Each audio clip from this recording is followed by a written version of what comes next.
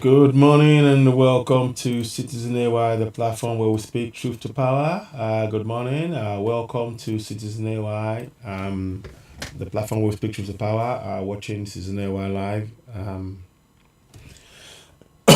What you see on the screen is not a test. It's something I wanted to talk about this morning, and I will talk about the Equimando case as well. We will touch on that briefly, but I wanted to just do something quickly here. 1 second. Yeah, okay. Share, that's it. So just so you can all see it, good morning to you all. Your watching Season AY, the platform where we speak truth to power. If you're getting this broadcast, please do share. There's a lot to say, and there's so much going on. But again, as ever, I always come up with the suggestion. Number one suggestion: your community is your responsibility.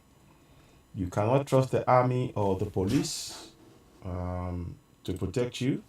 So let us just get back in there. 1 second, just make sure people are following. Good morning, good morning, good morning. Good morning and welcome to Citizen AY, the platform where we speak truth to power. Good morning to you all. So please do share this broadcast.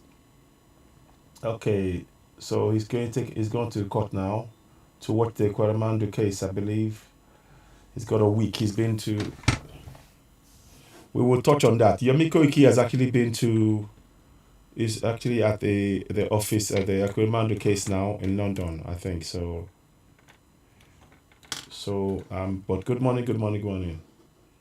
Let me just see. I'm trying to see. Yomiko Iki is actually in London as we speak, and he is in at the case, and that's a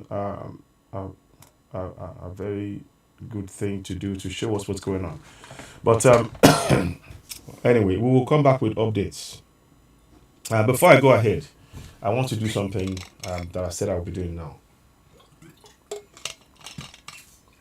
and that is to be singing the Yoruba national anthem, either in English. On whatever platform I'm in. I'll try and do that as often as I can. So, good morning to you all. We're going to sing the Yoruba national anthem. It's very, very important to us that we do that. Sing it off heart. Iṣẹ́ wa fúnlẹ̀ wa, forílẹ̀ ibi wa, kàgbéga, kàgbéga, kàgbéga fáyẹ̀rí. Ìgbàgbọ́ wa ni pé bá ti bẹ̀rù làbọ̀ mọ́. Ká ṣiṣẹ́, ká ṣiṣẹ́, ká ṣiṣẹ́ kájọlá. Ìṣọ̀kan àtòmìnira ní ẹ jẹ́ ká máa lépa. Tẹ̀síwájú fọ́pọ̀ ire àtòhun tó dára. Ọmọ Oòduà dìde, bọ́ sípò ẹ̀tọ́ rẹ. Ìwọ ni ìmọ́lẹ̀ gbogbo adúláwọ̀.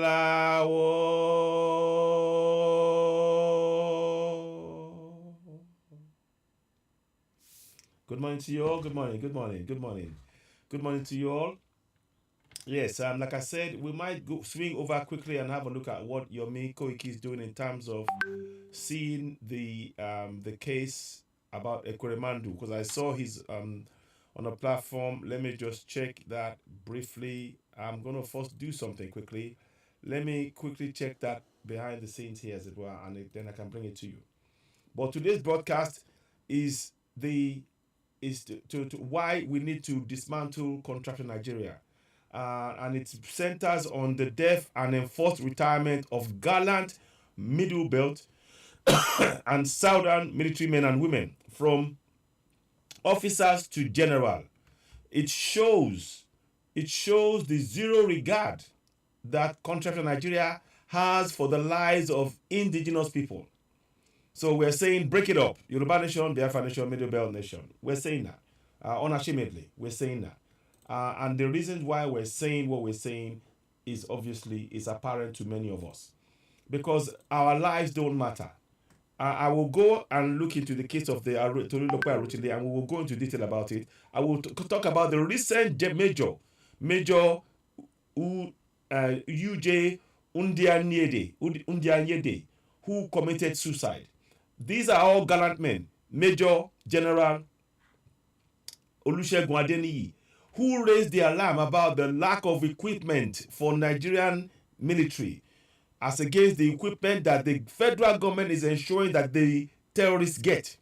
And because he raised the alarm, he was demoted. All of these are indications that we are second-class citizens in Contraption, Nigeria. We are second-class citizens. But let me just quickly go into what is happening regarding the update from Yomi Koiki. So I want to bring that because we are working together on all of this, and it's the central plan. I want you to know that everything that we're doing here is all about ensuring that we achieve self-determination. Yoruba Nation is here, Biafra Nation is here, Middle Belt Nation is here, and nothing will stop us. And all of you, again, this is to raise the awareness. Those of you who are mistaken in your belief that the answer to our problem is the PVC, I am showing you that the PVC will not stop the death. It didn't stop. The PVT will not stop the death of late Tolulope Arutile. She was taken and she was killed by those who didn't want her killing. They didn't want her taking out all of this, taking out the terrorists. They didn't want that. They didn't like the fact that she was doing that. They didn't. So let's have a look at what Yomi is doing here. I think it's in there. Would like to twist this story. Let's have a look. Yeah. So let's listen to what Yomi is saying here. Whilst he's doing this. I'm very good. I'm not going to show your face because I'm on live broadcast. Yes. What are you doing here, sir? I'm a journalist. I'm here reporting. Yes. Yes. What are you reporting on? There's a big case that came here yesterday. Oh, who you got in there? Oh, yeah. Okay. Yes. So, oh, you're right about that? Yeah. So I've just reported to the studio. And I'm not doing mine as well, so which is Koiki Media. Not live, is it? You're not live on air? They're not showing you. Okay. Yeah, but I'm live. Oh, you are live? Yeah, I'm live. What, the local or? Well, I'm live international. Okay. To the 195 countries globally. Blimey. My name is Koiki Media, a media register here in UK. Yes. Perfect. Okay. So, it's only obviously because you're filming near a police station. We just have to. oh, okay. The court's right next to the police station. Oh, okay, I could tell. Okay. All right. Okay, then. Thank you. Have a good day. And good job for what you are doing, protecting us in this country. Thank you so much. You see, that is how a civilized society is meant to work. You think they go carry me, go prison? I go slap you. Some of you are probably happy. Hey, police don't they come? Hey, Koiki, hey, you better run away. Oh, hey, Koiki. Yeah, let's just watch. Mama me told that Tombo.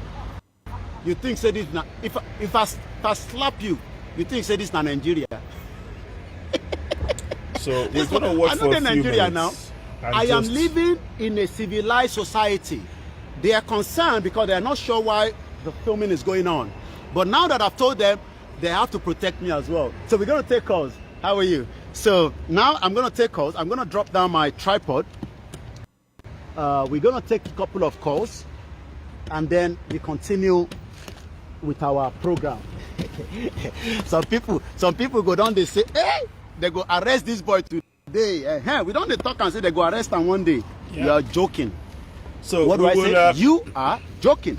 So we're going to leave it there for now. If you think that way, you are joking. Because I don't live in Nigeria. So go and tune in and watch that. I'm going to pull away from that. Now, I live in UK. So where we respect human We're gonna pull lives. away from that. We're gonna Okay. pull away from that So briefly now I'm gonna sit down. So now, and we'll We're come gonna back take to calls. it. We'll come back to it. And then Let us see what it can do. That's Yomi Koiki Live. I'm even looking Great, at doing a where great, we can sit down. fantastic But work. this is a cool place. So So we're let gonna us take see- calls. Let us see how it goes. So see? let me just Officers, what you guys don't understand is they don't joke with security in this country. When you see it, they've already seen me. They were concerned. What's this guy doing here? You know, what could he be doing? What is the purpose of saying that? But now that they can confirm that I'm just doing my job, just as they are doing their job. My job do not disturb their own. My own must not disturb their own. That's what a lot of you don't understand. So when we are saying that Nigeria is a crime scene, we know what we are talking about. So we're going to take calls. Let us move away. I'm going to pull away from that for a little bit. Thinking maybe I should find somewhere much better. Okay, so Since we we've will already seen come the back calls, to that. let me We get will somewhere come back. much better where I can sit down properly, We will come back. and then we can then take calls. So let me go and find some. So that's Yomi. We'll monitor that and we'll give you updates. We'll give you the updates as we go along. But what we want to do today, and great job to Yomi, fantastic work being done by Yomi. So we'll be monitoring what he's doing there, and that's a great job by him, bringing awareness about the case, about the Kwaramando case. You can see the police officers were asking him questions. We're in a law-abiding nation. Interestingly, the nation that is law-abiding here is doing everything we can to ensure that we remain in the jungle. And you see the juxtaposition of things. You know, it's not on. That should not be happening. But anyway, enough of that. Now, the reason why we're here is what I'm going to try and then we'll come back and to speak to you, man. You can take calls on there later on. I might take calls later, but what I want to do is to really look at something that's very, very quite a concern. Let's see. I might have to take down one or two things because I don't want it to slow down a lot of what we know. Let me see. Okay, so let me just sometimes it might be a bit much in terms of things, and I'm trying to bring that to your attention. Okay, just give me a minute, please. Just give me a minute. I'm just trying to make sure that this thing, because I noticed the broadcast is somewhat slow, and I don't want it to be slow. I mean, look, we need to support our media, support all of us who are doing this work in what we're doing here. So please don't forget to go ahead and subscribe to Season AY on YouTube. You really be doing us a great favor by doing that. Just want to make sure, because suddenly the thing is slow somewhat. But I hope we can give you that information, because there are key information that we, that we want you to be aware of. Like Yomi is saying, the fact of the matter is that we live in a society that is lawless in that contraption, and what we're trying to do is to bring that to your attention, and make sure that we collectively work together to free ourselves from the bondage we're in. Again, like I said, one of the things that we should do, and I want you to really bear in mind in all of this, is this: set up community action plan against terrorism. I'm only going to give you that. The headline, because I don't want.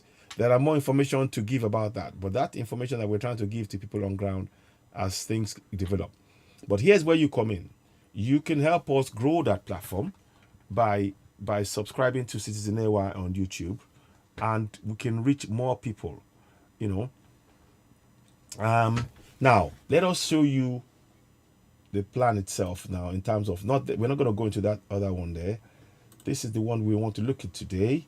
We're going to talk about what we came to speak about, and we will touch on the Buratai, who's been arrested also. Well, not arrested. They found lots of things in his house. There's a report about that. We'll talk on that later on. But let's go to this one first. So, and I want to thank you all for joining. So here we go. Let's see if you can see it. No, sorry, go back a touch. Let me see if you can see it. All right, I just want to know that you can see what we are indeed seeing. Yes. So now let me move this here. So this topic today It's about trying to make sure that you can really we follow what's going on. For those of you who are supporting One Nigeria, I want you to understand something. Your life as an indigenous person, as a Middle Belter, as a Yoruba, as a Igbo, your life means nothing to these people. It's zero. It means zero. Zip. Zippity doo da. It really doesn't matter. As far as they're concerned, it doesn't. So let me just go back in here. I want to make sure I'm sharing the right screen. So let me just check. I want to make sure I'm sharing the right screen. This is the one I want to share. Now, that's much better, I think. Okay, now. So now what I want you to look at is this. And I've got 3 different examples. And we're going to go into detail about these 3. The death and enforced retirement of Galant, Middle Belt, and Southern military men and women, from officers to general, shows zero regard for the lives of indigenous people. I break it up. Yoruba Nation, Biafra Nation, Middle Belt Nation. And obviously, let me just make an adjustment there. I need to make an adjustment quickly. I thought I had done that, but obviously I hadn't. So quickly, you'll just see it happen on here. Because I like to make sure we have the source of what we're doing, wrapped up. Sorry. Okay. All right. It's not going to do what I want, but that's fine. Okay. Now, okay. So that's done. So those are changes that I can make on it live on here as I speak. Where is it now? So, but I want to talk. Forgive me if I'm a little bit, coughing and all that now, but it's just sometimes it does happen. Now, so you have the name of late Tolulokpe Arutile. Many of us know what happened in that case, and I want to go into that case for a specific reason. Again, on the 18th of May, Major Undiandiede committed suicide. And then, of course, we all know about the case of the Major General Olusegun Adeniyi, who was demoted because he spoke up for his men. So let's go into that now. Now, here we have Major General Adeniyi, the theater commander for Operation Lafia Dole. Major General Olusegun Adeniyi is now the former theater commander because he was demoted. So let's go into detail about that. Now, I want you to read the background into what they said. And then I'll show you what he really did. I'll show you only one video. It's a long enough video, but it's enough for us to be able to say the things we need to say. And I hope you can follow that. I hope, you can see what we're saying. Please do share the broadcast. And of course, I always say when you're watching, please don't forget to subscribe to Citizen AY on YouTube. You really be helping us to grow the platform. Particularly if you're Biafran and Igbo, we need that platform.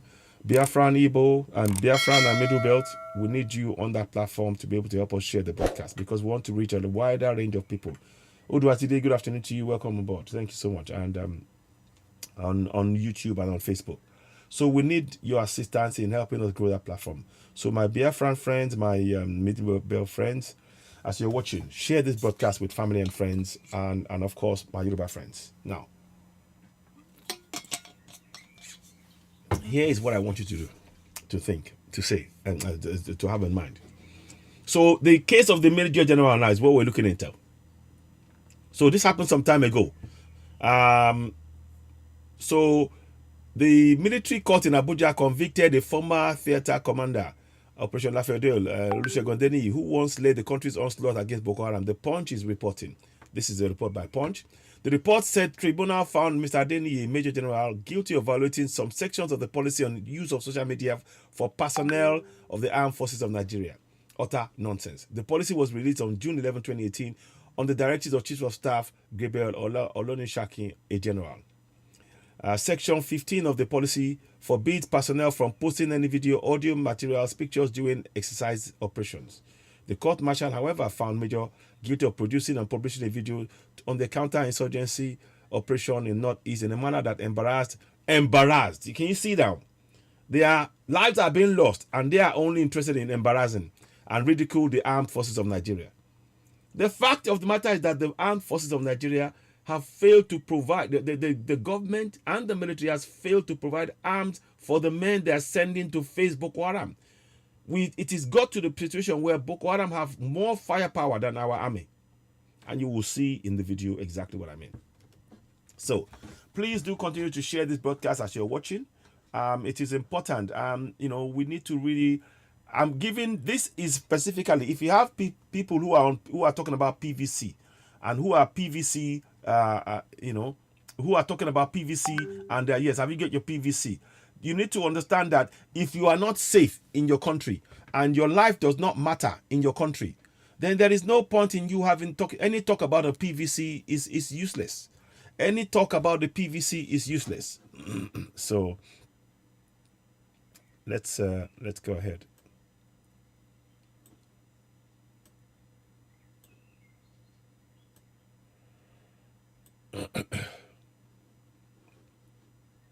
So now let's carry on, and please do share this book. Ẹ bá máa pé ètò ẹ káàárọ̀ mọ́ kí gbogbo ilé o gbogbo ẹni tẹ́ wà lórí ìdúró àti rédíò. Ẹ bá máa pé ètò yìí ó ṣe pàtàkì kí a fi tó àwọn èèyàn létí. A fẹ́ kí a mọ ìdí ẹ̀ tá a ṣe láti máa lọ fún òmìnira wa. Ntí ó ṣẹlẹ̀ nísìn ni pé à ń ṣàlàyé àwọn èèyàn mẹ́ta kan tó yẹ pé wọ́n jẹ́ àwọn ọmọ aráàlú ilẹ̀ gúúsù àti middle belt tó yẹ pé àwọn ìjọba wọn ń ṣe wá níṣekúṣe, wọn ò tọ́jú wa, wọn ò tọ́jú ẹ̀mí wa, wọn kàn ṣe wá bí ẹran. So mo fẹ́ ká mọ kíní ìdí ẹ̀ tí àwọn èèyàn wọ́n ṣe láti dáwọ́ nínú pé wọ́n sọ̀rọ̀ pé wọ́n fẹ́ wà nílùú One Nigeria, torí nínú One Nigeria tó ń ṣe sí wa rèé lójoojúmọ́. Sọ̀rọ̀ mi yẹn yín. Now ẹ jẹ́ kí wọ́n tẹ̀síwájú. So now èèbó ni máa sọ kíní ní púpọ̀ nǹkan tí máa sọ máa jẹ́ èèbó, torí mo fẹ́ kó ó máa jẹ́ nǹkan tí gbogbo àwọn Ìgbò máa lè gbọ́ àtàwọn middle belt náà àtàwọn ọmọ wa náà tí wọ́n gbọ́ Yorùbá tó ètò ní púpọ̀ náà ọ̀rọ̀ tá a máa sọ ó máa wáyé ní èdè Gẹ̀ẹ́sì. Ẹ ṣeun. Now, so I just translated that we're going to be speaking in a little bit of a different language because of the broadcast is going to be aimed at middle beltans and Biafrans and of course non-speaking Yoruba people as well. So we will mix it in between where possible. Now, so you can see now they said that the court martial found the general of publishing a video on counter-insurgency operation in the Northeast in a manner that embarrassed and ridiculed armed forces. He was therefore ordered demoted by at least 3 years. His orderly Tokunbo Obanla, a private, was also found guilty and sentenced to 28 days in jail with hard labor. The Nigerian army had in July ordered Adeyini to face court martial 4 months after he was seen in a rare video confessing that Nigerian troops were being outgunned by Boko Haram terrorists. He is explaining the facts, and they don't want a country that does not believe in people speaking truth to power. We don't want to be part of that country. The military wanted him to say, "Oh, they are fighting Boko Haram," but he was the one in the battle facing Boko Haram, and they were not provided with weapons. You will see shortly. Let's go ahead. So now, sorry. Now let me just go ahead. Can you all hear me? I hope you can hear me. I hope the broadcast hasn't gone away. I'm hoping that the broadcast hasn't gone away. Something has just gone off right now. Let me just check. Sorry. Just trying to make sure that we got everything. Okay, let me check on another platform. Just want to know that you're hearing me, because sometimes this thing do happen and I don't want it to be me talking away and then suddenly people will say no voice. So that's why I'm checking it as I'm going along every step of the way. So do bear with me. There is some sort of a delay. Let me just check that you can see me on other venue. I think you can. Yes, you can see me now, I think. So we're trying to work on that. Okay. So now, then it goes on to say, further on, it goes on to say, Nigerian army had in July ordered court martial for 4 months after he was seen in a rare video confessing that Nigerian troops were being outgunned by Boko Haram terrorists. Mr. Adeni was leading a large troop of soldiers on a special operation when they came under heavy attacks by Boko Haram. The commander was seen in 2 or 4 videos clip recorded situation report to the chief of army staff Tukru Butai, a lieutenant general. He blamed the deadly attack his troops suffered on very wrong intelligence assessment earlier conducted before they deployed. And yes, he had to do this because the killings, if they do not expose this, something had to be done, and to demote him for exposing this and making sure that the military, as we speak now, the military haven't got equipment. So what has changed? What has changed? Since yesterday, we have been met with very strong resistance from more than pockets of Boko Haram. And speaking on the intelligence, when an intelligence now sends you into an area, knowing you are under-equipped, knowing you haven't got the right weapons, what is that intelligence trying to do to you and your men? Knowing that you have not got enough weapons, because that's what he said. The intelligence report told them to go there. Knowing these facts, was that not to put him and his men in danger? I just want us to think about that for a second. I want you to entertain that possibility. And when I play the video, you can now begin to make sense of what we are really saying here. That the military, they do not count the lives of Middle Beltans and Southerners to be worth anything. Because when you send men into a war zone, into an area where terrorists have got more firepower, and you deliberately give them engines that will not work, not enough petrol, no equipment, no defense, nothing, they will be picked apart. They will be shot to pieces. And that is exactly what happened. So he was right to raise that alarm, because by raising that alarm, it is more than likely that General Adeni saved more lives because of that broadcast. Because whoever sent them that misinformation about the unawareness of the Fulani of the Boko Haram terrorists was sending them there to be massacred. Let us speak truth to power. And so those of you who are talking about one Nigeria, I want you to understand that in your one Nigeria, a Middle Beltan and a Southerner, their lives are put in danger within our military. That is the reality that we face. You can disagree all you want. And here is evidence of why I'm saying this. The federal government of Nigeria have pardoned 35,000 Boko Haram terrorists. The federal government of Nigeria have pardoned and reintegrated 35,000 Boko Haram terrorists. Let me show you again why this is important. Let me just get this to you. I'll get you that thing in a couple of clicks now. 1 second.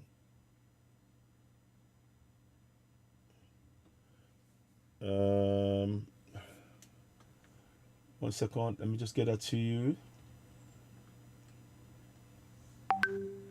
Okay, 1 second. I'll get it to you.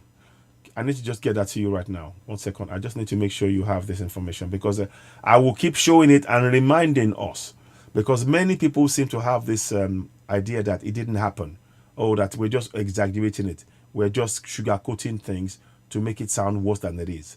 And these are the things, for those of you who are going to get the PVC, this is what is waiting for you in your one Nigeria. Your families will be sent to death. The women, listen, they will be sent into Sambisa forest, and they have been sent there to be killed. And when they're killed, you already know that your widow pension, you don't get it. In fact, they don't want to pay. Some people are killed for years, and they say, oh, they're in service, and they keep them waiting. They don't pay anything to the family. So what tell me exactly what is the point of this idea of believing in one Nigeria? You know, I just want to really reiterate this point to make us understand that, you know, we need to really wake up, you know, and stop believing the lies, and stop falling for the tricks that they've done, pulled over the wool over our eyes for so long. So let me show you what I mean now. Let me just see. I'll get you this picture, this thing.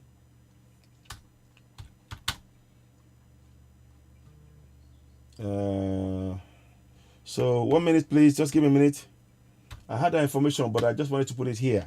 Then we'll continue.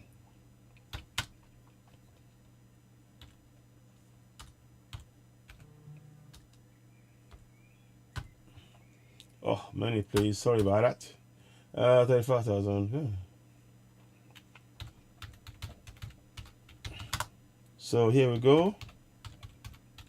So let's do this again. So now,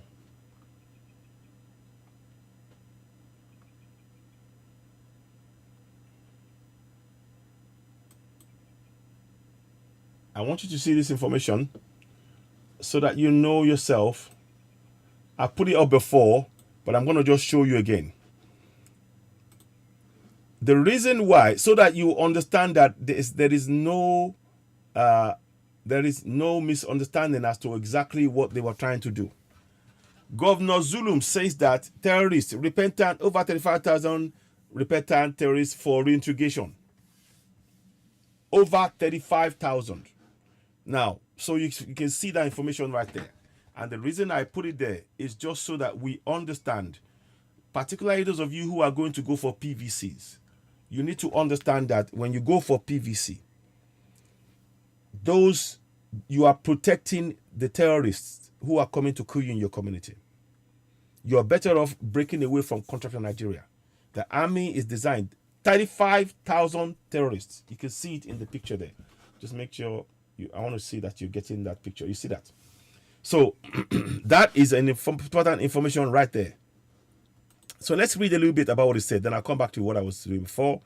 So it says here, Governor Babagana Zulum of Borno State has said that over 35,000 repentant Boko Haram and Islamic West African province terrorists are being disarmed for reintegration into communities. 35,000. Those of you with PVC, are you listening? So when they say they are repentant, it is all a lie. Because they take the guns, they put them in the army, and the army is now in the south. You need to really understand what is going on. That's why we're bringing this to your attention. And look at how they're treating Southerners.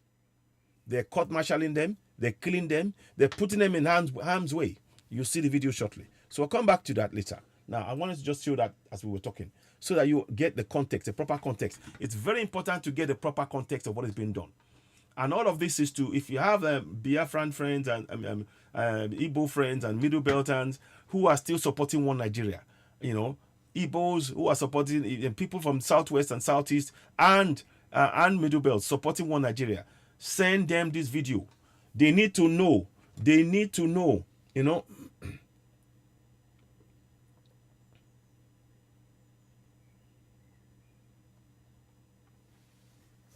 Well, look. Yeah, I get your point. Yeah, Levi Nati, you're right. Yes. Yeah. I look. What I'm saying. Thank you very much for that statement. Thank you for that statement. Levi Nati, I understand what you're saying. But what I'm saying, in the face of a government refusing to listen to us, the people, we have the right to self-determination. And that's what we're saying. You're right. I get the point. And I'm not trying to walk away from that. But sometimes it is a lot of what we're saying here. When people are being killed, and you will read this shortly, what I will read to you shortly why I am actually very, very upset. When you hear the case of General Udianyende, when you hear it, then you will understand how frustrating this is. But I get you. Yeah, I get you, yes.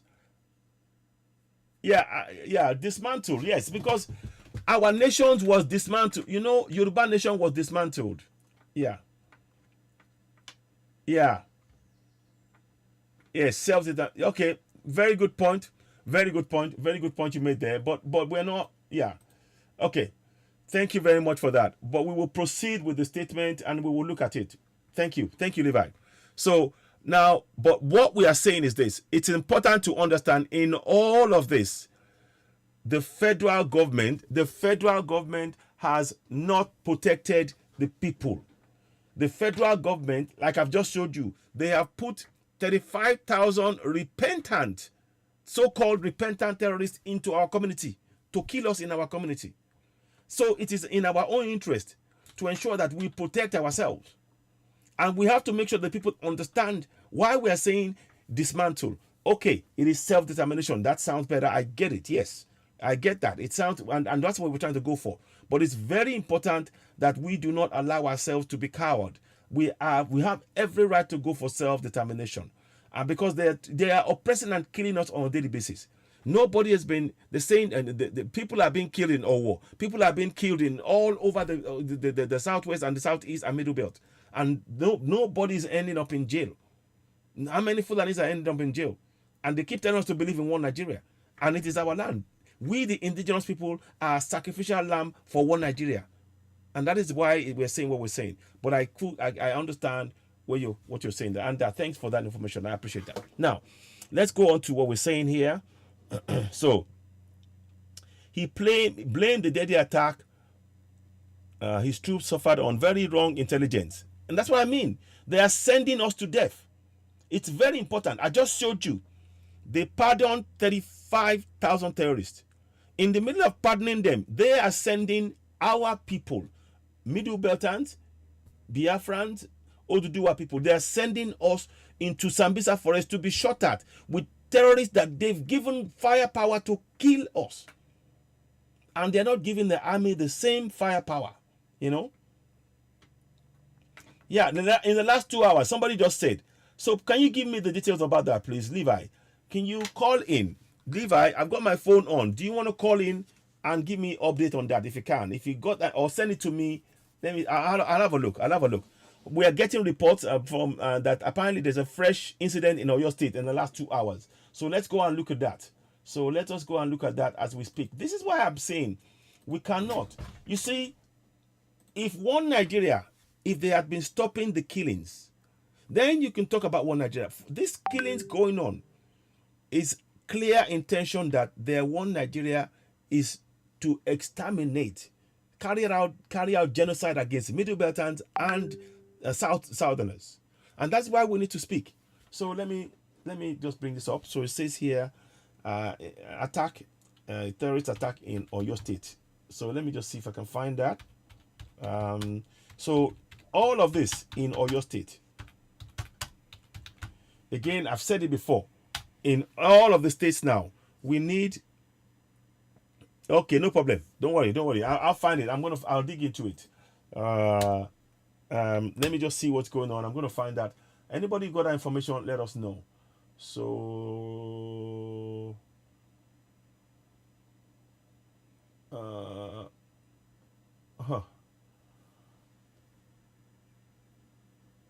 okay, that is Oyo State.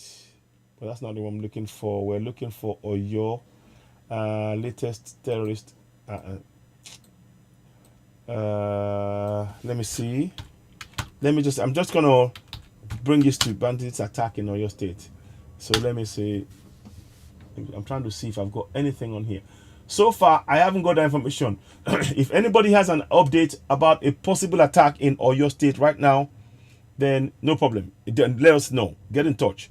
The phone number is going to be switched on, so you can call in and give us that update, and we can share it with the rest of the Biafran and Yoruba and Middle Belt communities.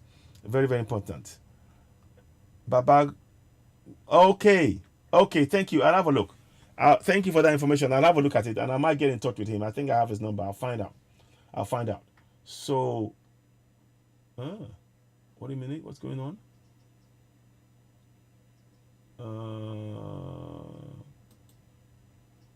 Oh, what is this? Okay, that's his back in June. They keep killing still. They're still killing. But let's go on to what we're doing here. Let's finish this. So now, what am I doing? What am I saying here? Every step of what I'm going to read to you here, you will see that. Let's go for order. I'm going to show you something. I want you to see something here. If I can get that. Can I get it up there? I might have to move it. Sorry about this. I want to make sure. I was going to leave it on the side, but it may be I may have to move it to make you so that we can all see it properly. 1 second, please. Give me a minute. Okay. Now I'm trying to show you the video. So anyway, I can go on and on about the attack, the illegal demotion of General Deniyi. And there's so many things that is so wrong with that demotion. It is illegal. He was speaking up for his men. He should be given an award for raising the alarm, because by raising the alarm, he actually saved the lives of many more of his men. And you will see shortly in what he's about to say. If I can just get this thing running the way it should do. Okay. Here we go.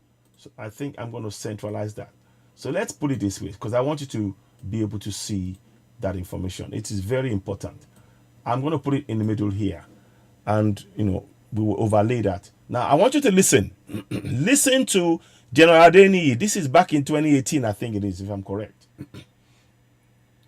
Listen to General Adeniyi. Listen to what he's going to say here.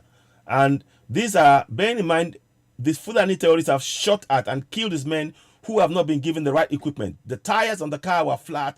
They had not enough military support. The intelligence was wrong. There were more of the people, the terrorists there than they said, and with heavier firepower. Listen, here we go. No, Commander. You didn't see them. It's a discipline that is causing problems. Everybody, put your weapon on safety so that you don't fire your friend. Say it, everybody. Yes, Commander. Why I know you are crying because they kill your regular.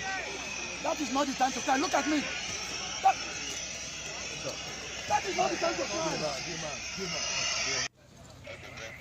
Listen. Good morning, sir. I'm standing here with Sector 2 Commander. The armed helicopter have just come over our head. Sorry, let me do it again. Good morning, sir. I'm standing here with Sector 2 Commander. The armed helicopter have just come over our head. The instruction I gave them, anything moving, they should engage it because most of my gun trucks are not moving. Like I said earlier, we are with the leading MRAPs, and the 3 battalions are fighting and deployed. Nobody is running. But what we have here, I will give you some estimates to guide your good decision, sir. Boko Haram has fired more than 100 mortar bombs at us. You see? They have fired more than 80 to 100 RPGs at us. You see? In addition to more than 8 to 10 gun trucks from every side since yesterday. See? We have not run, and the soldiers are not misbehaving or disobeying orders. We have casualties. I will come and see you in person on what we need to do, but we are not running. Neither is any soldier misbehaving or running. Sir, if you can look at that, that's one of our MRAP tires that is not run flat, that bullet tore. We have used more than 20 MRAP tires here. You see? That's another one, sir. You see? We have changed, sir, we have changed close to 250 ELOS tires due to the terrain. This is what we are facing in the Timbuktu Triangle, sir. But we are not running. We are fighting as a system, and we are doing our best to contain the situation and to achieve your mission, sir. Here are our troops injured. See? See that? By raising the alarm, he saved more lives. Because they were hoping that they would take... look at the equipment they were sent to they are ill-equipped to fight this war. General Adeniyi. Sir, the soldiers are not running. The 3 battalions are standing and fighting, though we have casualties. The intelligence assessment concerning the Timbuktu Triangle is very wrong, sir. Since yesterday, we have been met by very strong resistance, more than pockets of Boko Haram. This morning, from every flank, not less than 15 gun trucks are facing us. See? You see that? These people have fired more than 100 RPG at us, and have fired several mortars at us. And they have fired more than 100 RPGs and so many mortars on us. This is the true situation, sir. I'm here on the ground. This is General Buba here, sir. No any general is running or not leading the men. Sir, look at this soldier. They are not running away. Neither is any of them afraid. We are good to go. But here, now these things are working against us. Yes. Thank you, sir. So, you saw the reason I'm playing that. The reason I'm playing that, and I wanted to, let me just bring that back down. The reason I'm playing that is so that we understand that this man, even with the threat of demotion. He didn't care. He cared about his men and their safety and their ability to stand and fight. What he lacked was proper intelligence, and they were sent there to be slaughtered. I suspect many of them, if you go and look at it, they are from the south or middle belt. And that's what I mean when you talk about you're supporting One Nigeria. One Nigeria is sending southerners and middle belters to be killed by the terrorists. Remember, I just showed you 35,000 terrorists pardoned, put into the communities. Most of them army, and then they send it to our communities to come and kill us. Yet we, the people, the indigenous people, we are being put in harm's way. So they found him guilty falsely of a lie, because he exposed the fact that the intelligence that was sent to him was wrong. They were trying to send them to their death.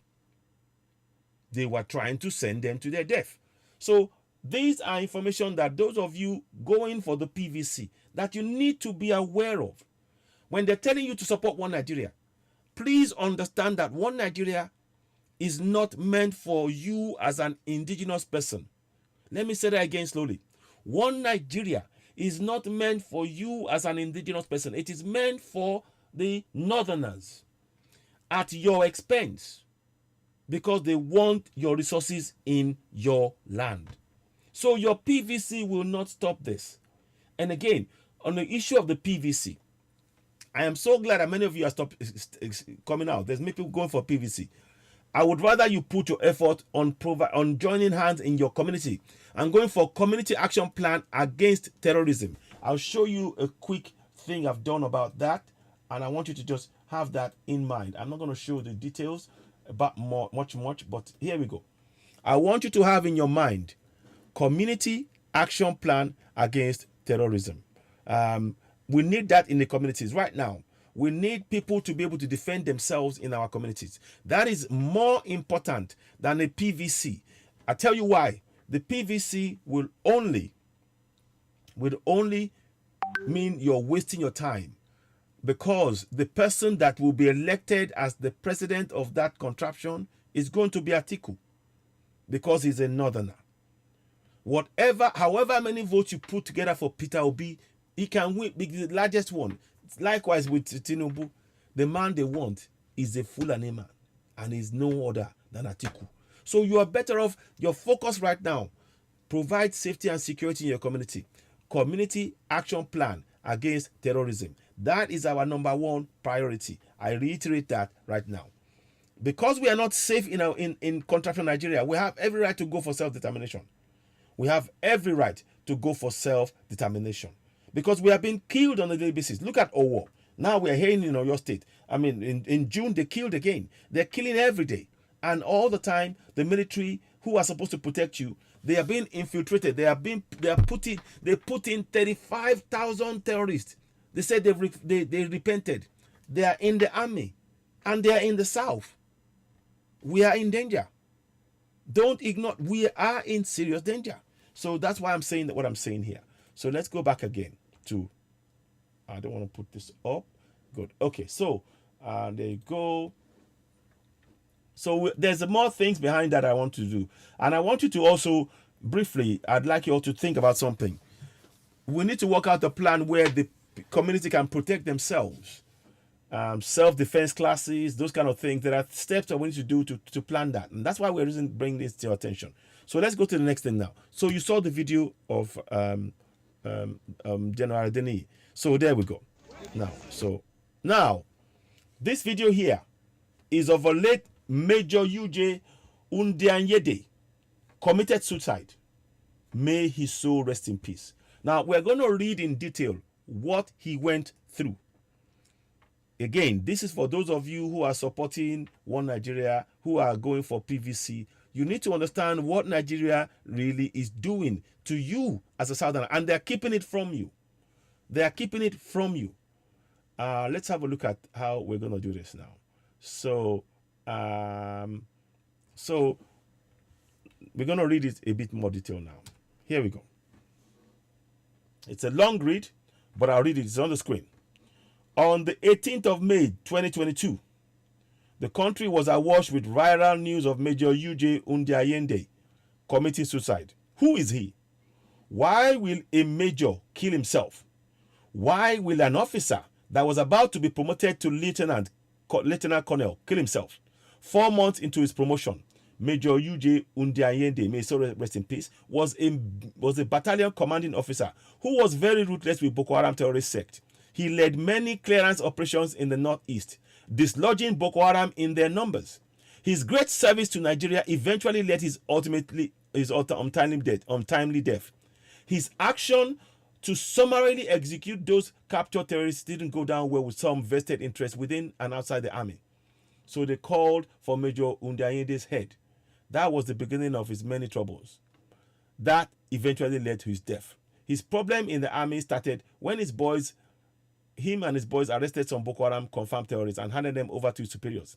He was just doing his job as a disciplined soldier. One day, him and his men came under heavy Boko Haram attack that almost claimed their lives. Listen now. So, Major UJ Undiayende and his men traced and arrested some of the insurgents who attacked them. But he was surprised to find some of the terrorists had previously arrested and some of the terrorists. Listen now. Listen. I want you to listen. Those of you supporting One Nigeria, listen now. Listen. Let's go back again. So, Major Undiayende and his men traced and arrested some of the insurgents who attacked them. But he was surprised to find some of the terrorists had previously arrested. He had previously arrested and handed over to his superiors among the attackers. Meaning that the people that he arrested handed to his superiors, they were let go and they came back to attack them. Are you following me?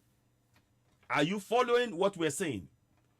Those of you supporting going for PVC, it is important. Type 1 if what we're saying, if you understand. If you have anybody who's talking about PVC, send them this video. Because they need to understand that One Nigeria is sending up the indigenous people to be killed by terrorists that they let go. And I told you before, don't take my word for it. You can get evidence of what I'm saying here by simply, let's go back again and go and show you, where is that thing? I want to show you what I saw earlier on. No. Where is it now? 1 minute. I want to show you, is that it? Okay, 1 minute.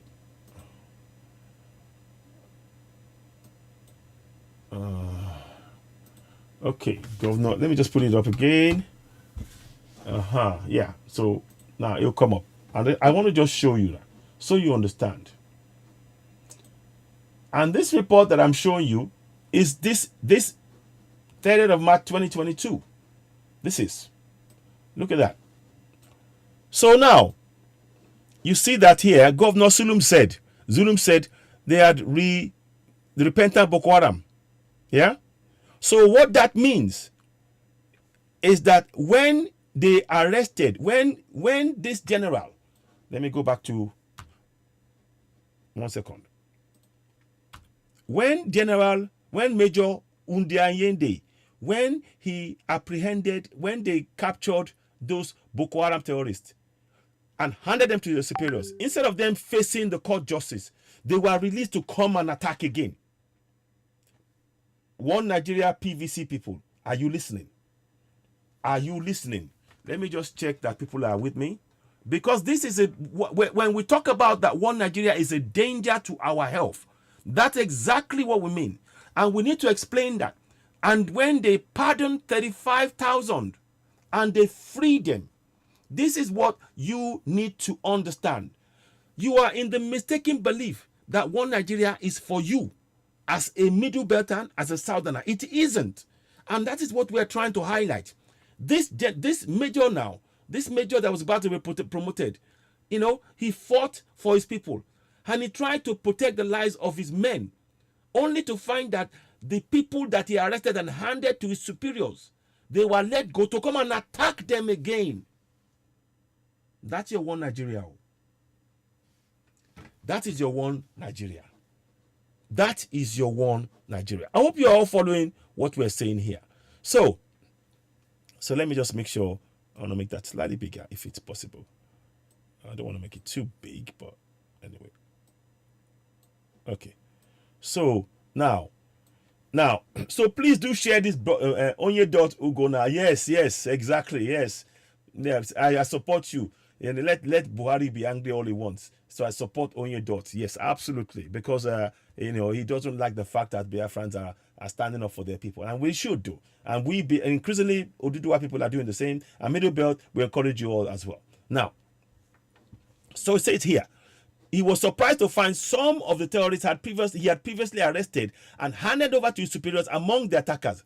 For that reason, he summarily executed them. Because to him, if he takes them to his superiors, listen, they will eventually release them again. Because that's what happened before. And those terrorists will return back to the forest to continue with their terrorist acts. What did I tell you before? Remember, I showed you this. Where is it now?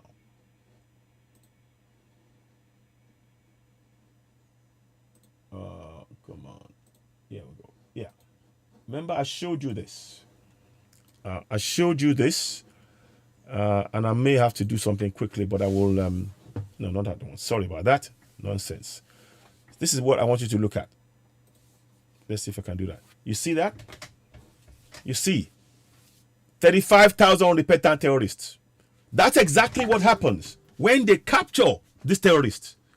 Instead of putting them in the courts, they are let go. That's in your one Nigeria. Do you see? Are you following? Are you following what is happening? That is in your one Nigeria. And that is what the general and that major faced. So he took a decision to stop his men being attacked by the same people they arrested. So they're spending to arrest, when they arrest one Boko Haram, they are going to then have to go to and by the time sometimes they will get killed. Nigeria is not for us. I hope you understand. It is not for us, because you can see that the entire system, the federal government, is funding and pardoning terrorists at the expense of our own military. Particularly if you're a Middle Belton, if you are Igbo, if you are Yoruba, you are expendable as far as they're concerned. Your life means nothing to them. Your life means nothing. Please share this broadcast. Share it. Don't forget to go and subscribe to Citizen AY on YouTube. We do need your help to grow the platform because of what Facebook has been doing of late. We normally have a lot more than this, but Facebook have really brought things down. So go ahead and subscribe to Citizen AY on YouTube. Hit the notification button, of course, give us the thumbs up. And of course, don't forget to subscribe to us on Oduduwa TV Radio as well. Now, so let's go on and read. So, because to him, if he takes them to superiors, they will eventually reach them again. And those terrorists will return back to the forest and continue with the terrorist acts. So Major Undiayende didn't bother to inform superiors before killing them. I understand that. But in the face of war, when you're facing war and you know what is going to happen, they're going to be bogged down with the same people, and ultimately they will take their lives. And they haven't got the right equipment. Now, he was framed up and arrested and accused frivolously. Claims those fighting him couldn't substantiate with evidence. Obey the last order in the military and you must not oppose your superior. Didn't allow him enough listening ears. His voice was too lonely in the wilderness. No one cared, see, to give him a listening ear or see the reason why he had to kill that terrorist. Why did he take such action?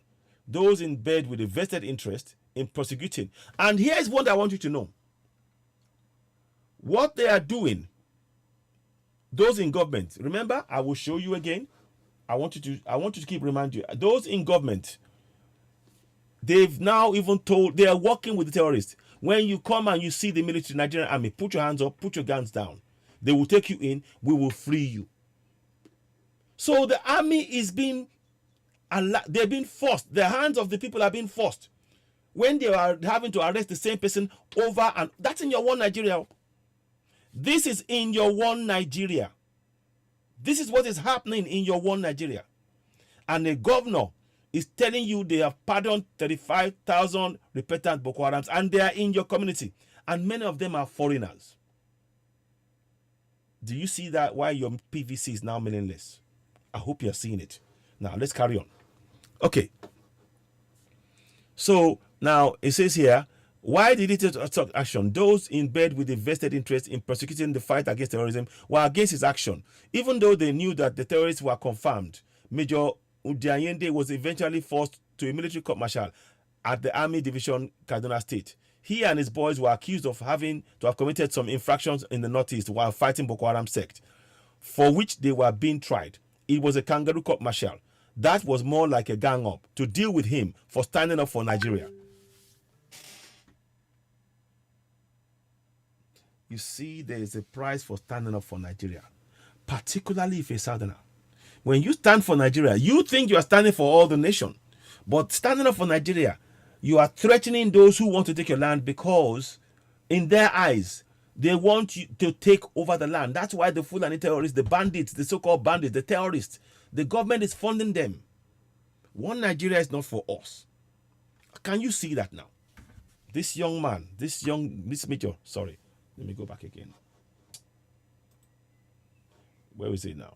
This late major was doing his duty, protecting the nation, not knowing that the nation was putting his own life and everything else at risk, and his family, and Middle Belt, and Southerners, and and ultimately, they put him in a, this is the second court-martial case we looked at now. We've looked at the case of General Adeniyi. Now we're looking at the case of the court-martial against the late Major Undiayende. May his soul rest in peace. He took his own life ultimately because of the actions of the government, of the military. Because he's not a Fulani man. Fact. Now, so he and the boys were accused of having committed some infractions in the Northeast while fighting Boko Haram, for which they were being tried. It was a kangaroo court that was more likely caught up to deal with him for standing up for Nigeria and doing the right thing, which is against the collective interest of those fighting him. He was also accused of misappropriation of funds. You see, now they come up with all flimsy excuses: abandonment of military posts, insubordination and desertion of others. The main target of his court-martial was Major Undiayende. They want to dismiss him from the army and also jail him for a very long time. He cried out, but nobody listened. He called for help, but there was none. He is a member of the NDA Corps. 55 regular officers and members of his class were due for promotion to the rank of Lieutenant Colonel this September 2022, of which Major Undiayende would have been part.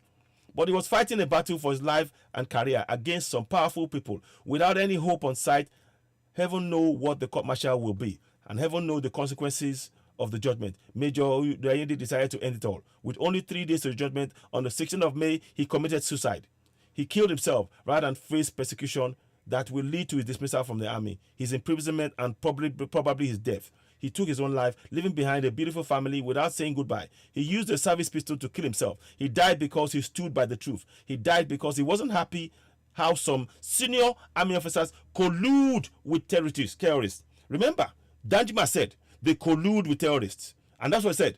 They collude with terrorists. He died because he killed terrorists who tried to kill him and his men. He died because he believed enough is enough with the terrorists and their collaborators. I hope you're seeing what I'm saying. I hope you're sharing this podcast. Because it is important when we talk to you that your PVC cannot stop this. This is beyond PVC now. We need to go for self-determination. Self-determination is the word we are interested in using, very much like my brother said online, and that's what we mean. But we have to, in doing that, we recognize that we have got to break apart from Contraption Nigeria, because Nigeria is killing us. Nigeria has become a killing field where they kill the indigenous people. This man was left to be dealt with as and when they pleased. This is terrible, unacceptable. Let me see if I can find something. I need to do something quickly. But before I do that, let me go back and look at what Yomi is doing, and I can share that, and I'll be back in a second. We can, I want to do something quickly. Just give me a few minutes.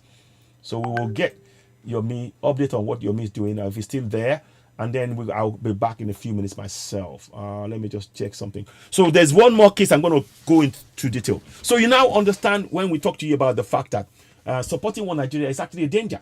It's a danger to your life, to your, to your very existence. So let us see what Yomi is doing here, and we'll bring that to you briefly for a little bit, and then oh, sorry about that. So and bring that to your attention, and trying to, because everything we're doing here is about Yoruba Nation, and Biafra Nation. We have the right to go for self-determination. Nobody should stop us. Nobody has the right to stop us, and we will not allow that. So let's carry on. So it's very, very important that we continue in this protest and progress in this thing. So let me just go ahead and bring this to you, and give me a couple of clicks, and so we can get something done. I'll be back in a second. So we just follow what Yomi is doing here, and it's a very good thing he's doing here, to be honest. So 1 minute. So Walata. just Walata Baoni.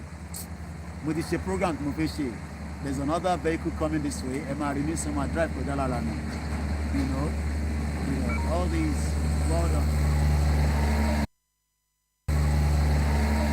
Oh, battery electric shut down. Come quickly. Sorry, charger. Quickly.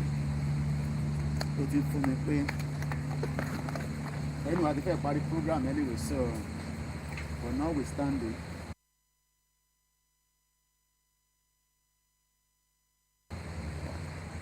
We can still save. There might be no.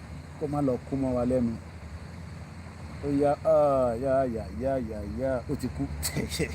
All right. Anyway, let me end the broadcast. I'm still live anyway on the Koiki Media. So, but how come I disconnected because I'm using the hotspot on this. So I'm disconnected. So let me switch. Okay, it's back on. Anyway, your internet has been restored because it's been. You see, that's the good thing. Right there, more iPhone me. I was using that other phone to hotspot, but automatically it's Eriko show green. This is how life is meant to look like. Imagine you want to connect MTN on how many phones?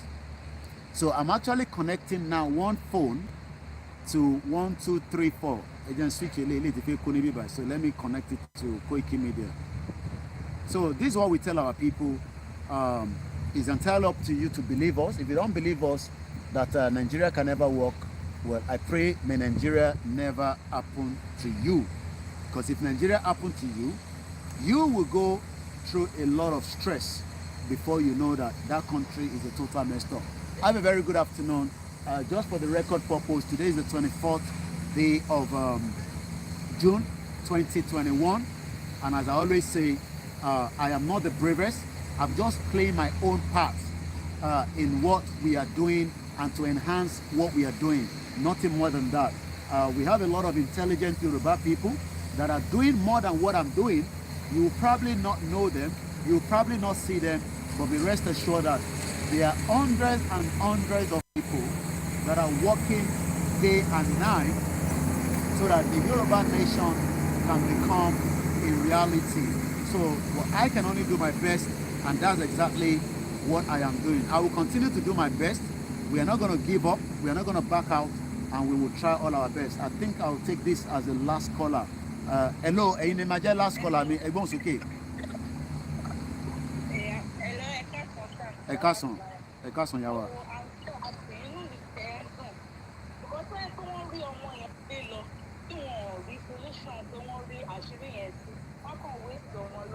Like that. Okay.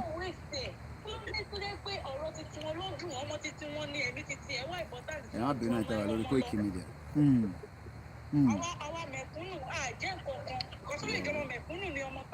Ben.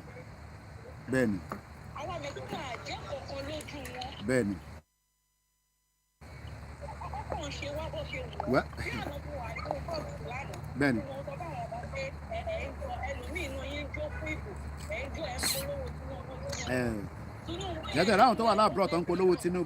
I think they're just selfish. They know that Nigeria is not going to work. Tinubu cannot fix anything. They know that, you know.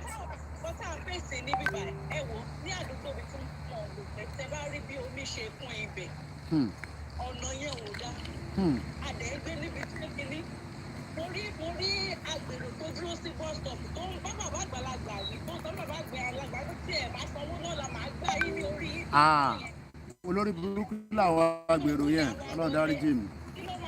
Evil, another crime làwọn yẹn máa ń commit sí. Another crime làwọn máa ń commit. níbì kan ní ìjẹta ọmọ tó ṣe pos tẹ bá rí àwọn youth guys tó dúró sí títì tó fẹ́ lọ attack ọmọ yẹn kí ni ó là ń lọ àwọn àgbàdo ẹlòmíì jójó rọ́dàràdà kiri ìjà àgbàdo ẹ máa rí tó máa jójó rọ́dàràdà Tinubu ní kẹ́ẹ̀dì Tinubu ojú tì mí Tinubu lè ṣe anything. ẹ̀mí lọ lójoojúmọ́ everyday ẹ wo kó tó ṣẹlẹ̀ ní ìlú àbí kí wọ́n ti ké church yẹn Ọwọ́ kó tó ṣẹlẹ̀ ẹ̀mẹ̀ náà ìbá àwọn ọmọ wa lọ́bẹ̀ lánàá nà àwọn ọmọ wa lọ́bẹ̀ lánàá. àwọn dáhùn ṣẹlẹ̀ ní ọ̀dì 22 ti kéèsì bàbá wa Sunday Igboho tó lọ sí kíkọ́ tẹ́kì gbogbo wọn tó wà ní ìdí ọ̀rọ̀ ẹ̀ àṣírí wọn máa tó Lágbára Ọlọ́run. nísìmí ní Bẹ́ẹ̀ni, olùkọ́ bẹ́ẹ̀ni. nísìmí Bẹ́ẹ̀ni, Ọlọ́run fún wa ṣe. àgbà tó yẹ kó máa dúró kọ́ ọmọ ẹ̀ máa fún ní owó oúnjẹ. Thank you, Ifo. Ẹ ṣé gan ni ìyá mi. Ọlọ́gbà ẹ ló ṣì ń fún ọmọ ẹ̀ lówó oúnjẹ. A ti sọ fún wa ní ìjọba We don't have a government. We don't have a a government. ní ká pínyà ẹ̀rọ àwọn ìlú náà sọ pé tẹ bá pínyà ìyá máa jẹ yín. Ìyàwó ló fẹ́ jẹ yín. Jẹ yín tẹ́lẹ̀. Iṣẹ́ nìyẹn kan ṣe nísìn. Ìyàwó ló fẹ́ jẹ wá. Anílẹ̀, aní sọ ètò dá. So we're back. Ìgbà tí èmi wà ní So we're back. wà lọ ní táìmù ọlùdè báyìí mo ní táìmù ọlùdè tó tẹ̀ báyìí a máa lọ sí fà a máa lọ fún fertilizer So a máa lọ ṣe púpọ̀ a máa fún fertilizer. So we're back again. Thank you very much for that. You've been watching Yomi Koiki there live at the location where apparently, they held Ekweremandu. So there's a bit of information about that. He's been refused bail. He's been carried by all the... Sorry. So, yeah. So we're back again. You can see that Yomi Koiki was right at the venue of the police station where he was reporting live. The man has been refused bail, as you all know. So, but what we are trying to do here is to give you updates about the reason why those with PVC should stop supporting One Nigeria. You need to stop supporting One Nigeria. One Nigeria is actually a danger to your health. It literally is. And as you saw, this officer here, I'll bring you a picture. He's now committed suicide. And unfortunately now, he will not be getting what is due to him because now, that's him. May his soul rest in peace. A fine young man that believed in that nation. But when they kept releasing, he would go and arrest Boko Haram terrorists. And when he arrests them, hand them to the superiors, only to find that he comes back and is having to come and, to come and face the same men again in the field of battle. And he got tired of this. He got tired of this nonsense that this is not right, this is unfair, this is unjust. Why should this be happening? And he decided, pushed to the point whereby, thank you very much, pushed to the point whereby he had no other choice. We need to really understand what is being done here. So please, those of you who are saying, oh, go and get your PVC, understand what you're saying. Understand the implications of you getting your PVC. What you need is to go for self-determination. What we need is to go for self-determination. That's what we need. Self-determination. And we're going to be going for that. And that's why we're trying to equip you with enough information. Now, the next person, may his soul rest in peace. You know what I want to do right now? I want us to do a minute silence right now for that major. Because I don't want it to just be like that. So let's go and do a minute silence for the major right now. So, sorry, this is the other one that we're going to come back. We're coming back to Arutile, and we will do another minute silence for her as well. But the major, I want to actually do that. So a minute silence for this major. A minute silence. We'll do it one by one because they are, and this is where we need to show ourselves that we matter one person at a time. And the government is trying to tell us, the Fulanis keep telling us that we are second-class citizens in our own land. We need to tell them in our own land, we are the ones who are in control and we are going for self-determination. So 1 minute silence for late Major Undiayende. 1 minute silence.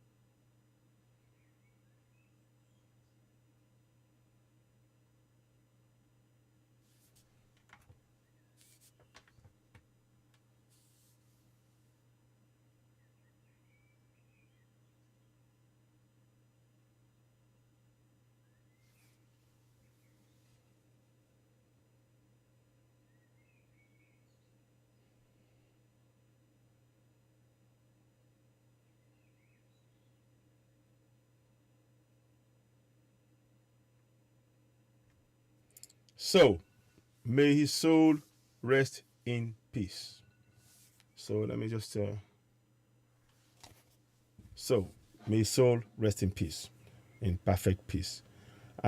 We need to watch out. We should be looking out for her in our communities. I hope my Biafran brothers and everybody will have a way to look out. And this is what we need to be doing. And that goes for us in Oduduwa Nation as well. General Adeni, what steps are we taking to make sure that this person, as a Yoruba man, is actually, is okay? We need to be doing these kind of things as well. These are the kind of steps we need to take that will show that we're a nation, we're a Yoruba nation, when we're taking care of our own. And I'm sure Biafrans will take care of the family of the late Udiayende, who committed suicide, because he believed in one Nigeria, but one Nigeria did not believe in him nor protect his life. In fact, it put him in harm's way. So these are the kind of things I would like us to be looking at. So may his soul rest in perfect peace. Now, let's go to the next one. You have here late Tuilokwe Arotile. And I want you to again understand. You see, they are taking out people that have the significant impact on the terrorists. Anybody that is having a significant impact on holding and defeating Boko Haram terrorists and ISWAP, the federal government of Nigeria, particularly if a southerner, they take them out. They left General Undiayende with no other choice but to take suicide, because they were going to court-martial him and kick him out of the army, and livelihood for his family and everything else. And now that they've taken his life. The family is probably still not going to get ends to meet. This is why I talk about also having to take care of ourselves. PVC is not the solution. It isn't. Now, let's go and read the case of late Tolokwe Aruchile. She was born, 1995, December 1995. Died July 2020. First ever female combat pilot in Nigerian Air Force. She contributed significantly to operations against insecurity in the Northeast. She would be with a flying attack helicopter. She was dealing mercilessly with the Boko Haram terrorists, but they didn't like it.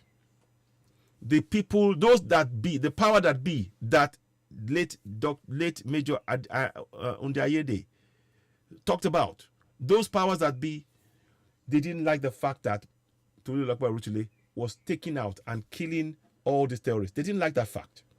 So what did they do? She was killed in her base. They said a truck, somebody was driving and they hit her from behind, and she died of her head injury. And to show you that our lives don't matter, what did they do? They would not allow an autopsy.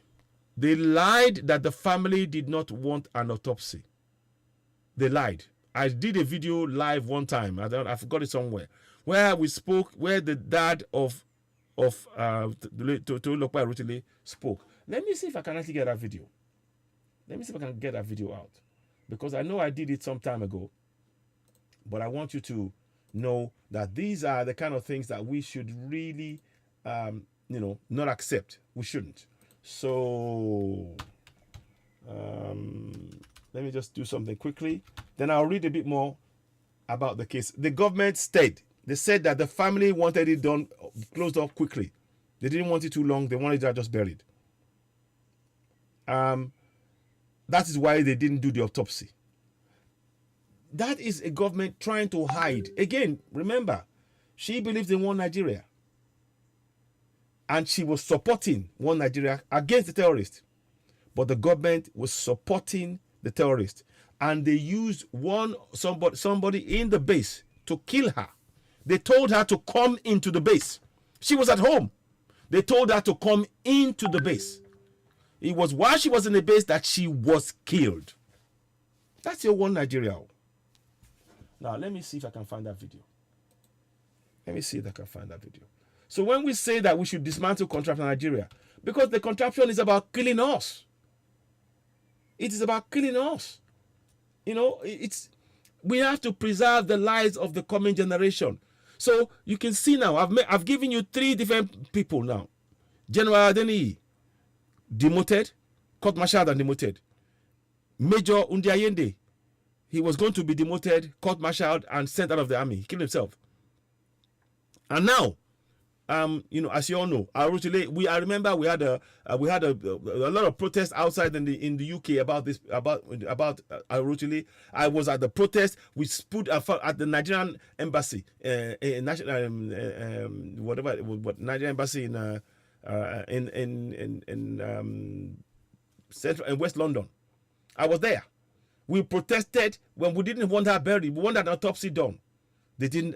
They said, the family said it's all a lie. Let me get you something. I'm gonna just show you a video. I wasn't gonna show that before, but I think at this point it's worth showing that. The point I'm making is this: if you're saying you support one Nigeria, whatever point you go to in your one Nigeria, you are going to be put in harm's way as a Middle Beltan, as a Yoruba, as an Oduduwa man. Middle Beltan, Igbo, Yoruba man, Biafran, whatever you want. You are going to be put in harm's way because one Nigeria is not meant for you. They want it has to be only for Fulanese. Are you following me? This is their plan. And we need to wake up. Let me just put it in here if I can find that. Because we were outside the Nigerian embassy at the time. So let me see if I can find it. Yeah. So let me see if I can find it. It's back in 2020. So I'm going to try and see if I can get the video of that situation. That's us outside the place, but I'm not really interested in that at the minute. What I want to look at is what the parents said.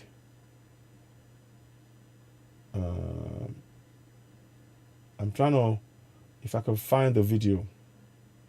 I may not be able to see the video. I hope we can. No, I can't find that video. Okay. But I will leave it and come back to it. But the point I'm making here is that there was a point where they spoke about Tolulope Arutile. Let me just see if I can find a video of the parents speaking about it, actually. 1 second. Give me a minute. I'm trying to, because what I want to do, I like to be very, very thorough about these things. Let me see if I can get that going. Okay. Now, Nigeria has, the federal government has actually carried out treason against the citizens by pardoning terrorists who have been killing us and saying they are repentant without going to court. That is treason against us because they're putting our lives in more danger. These people they pardon now come in our community and killing us. The government is carrying out treason against its own people. And under those circumstances, you should not be supporting one Nigeria. You shouldn't. Now, let me see how this works. I'm trying to work out how to do this. Let me see if I can find it. 1 minute, please. Then we'll come and talk about Buratai.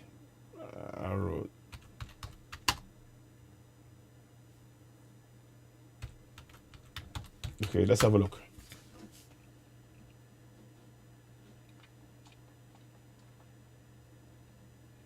Now, let's hear what the dad said. What his dad said. Let's hear. So we might listen to it for a while. I'm not sure yet. So here we go. Let's hear. Don't know. Listen, I want you to just recall though. This is what happened though. I might not play all of it.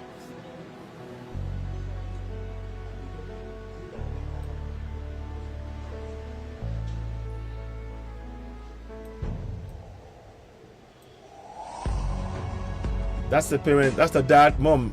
The mom is there. It was around 6:30 p.m. That's the dad you're hearing. Somebody called me from Abuja that so happened though. But I have rushed her to intensive care at the special hospital in the Air Force Base, Kaduna. Rush her, okay. What happened? She said she was not going out, was supposed to be with her senior sister. How can she be at the base? What Exactly. happened? So we tried to call, find out. Her phone was ringing, but she was not picking. So we called her colleagues. And therefore, they didn't tell because they wanted to. It's not used to break that type of information. They were saying, no, but it's like the one small accident, but that she's at the specialist hospital and they're taking her off. But when I heard that she was in ICU, I was worried. ICU, okay. Small accident. So, see, small accident. To know that. That's a one Nigeria. That was what happened. So, that's how we got to know. So now, sir, what will you want the government? What steps do you want the government to take? Well, traditionally, with the military culture, the burial is going to be a military burial. So, I think they just inform the parents maybe we'll be there while it's going to take place. Since it's a military person, the whole wahala is military will handle it. Since it's like they are picking now. So, that's how far. But sorry, there have been reports and speculation around the town that it's like you got some premonition that she was going to die maybe from the pastor, and the family has been praying so hard before that day. No. That was maybe just rumor. It never happened. No. That day I called her in the morning. The mother called her in the afternoon. So there's nothing like maybe no. Nothing like any promotion of death at all. Nothing like that. So what are those things you are going to miss about her? Like I said, talking about to lead the past tense for me is like it's more than a crushing blow because it's not easy to lose a child. It's not easy. It's not easy. She was taken out. To lose it's like a child that is gifted by God. God gave her a very high IQ. And on her own, she works too hard to even improve on that IQ. Whatever she lay her hands on, whether technical, whether social, whatever, she does not go out, apart from her job, or church, or pastor this, pastor that. It's a very special child. It's like a special creation by God. But there are things you will even say or do, I wonder, at your age. She's so close to God that, look, whatever, unless her job, otherwise, nothing stops her from either going to see this pastor, going to see this church, this prayer, that. She does only 3 things. Either she's sleeping or she's at work. Tulu will either be praying. So I know now. Even before they took her dead body from under that car that reversed. See? Already raining. They took her dead body from under that car that reversed. So she was walking. They reversed and killed her. Listen to his words, oh. Listen, oh.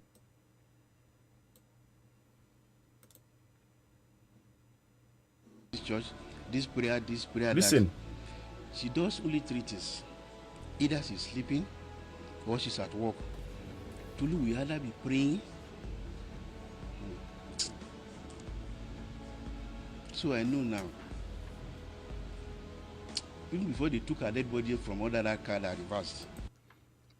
Did you hear that? A car reversed.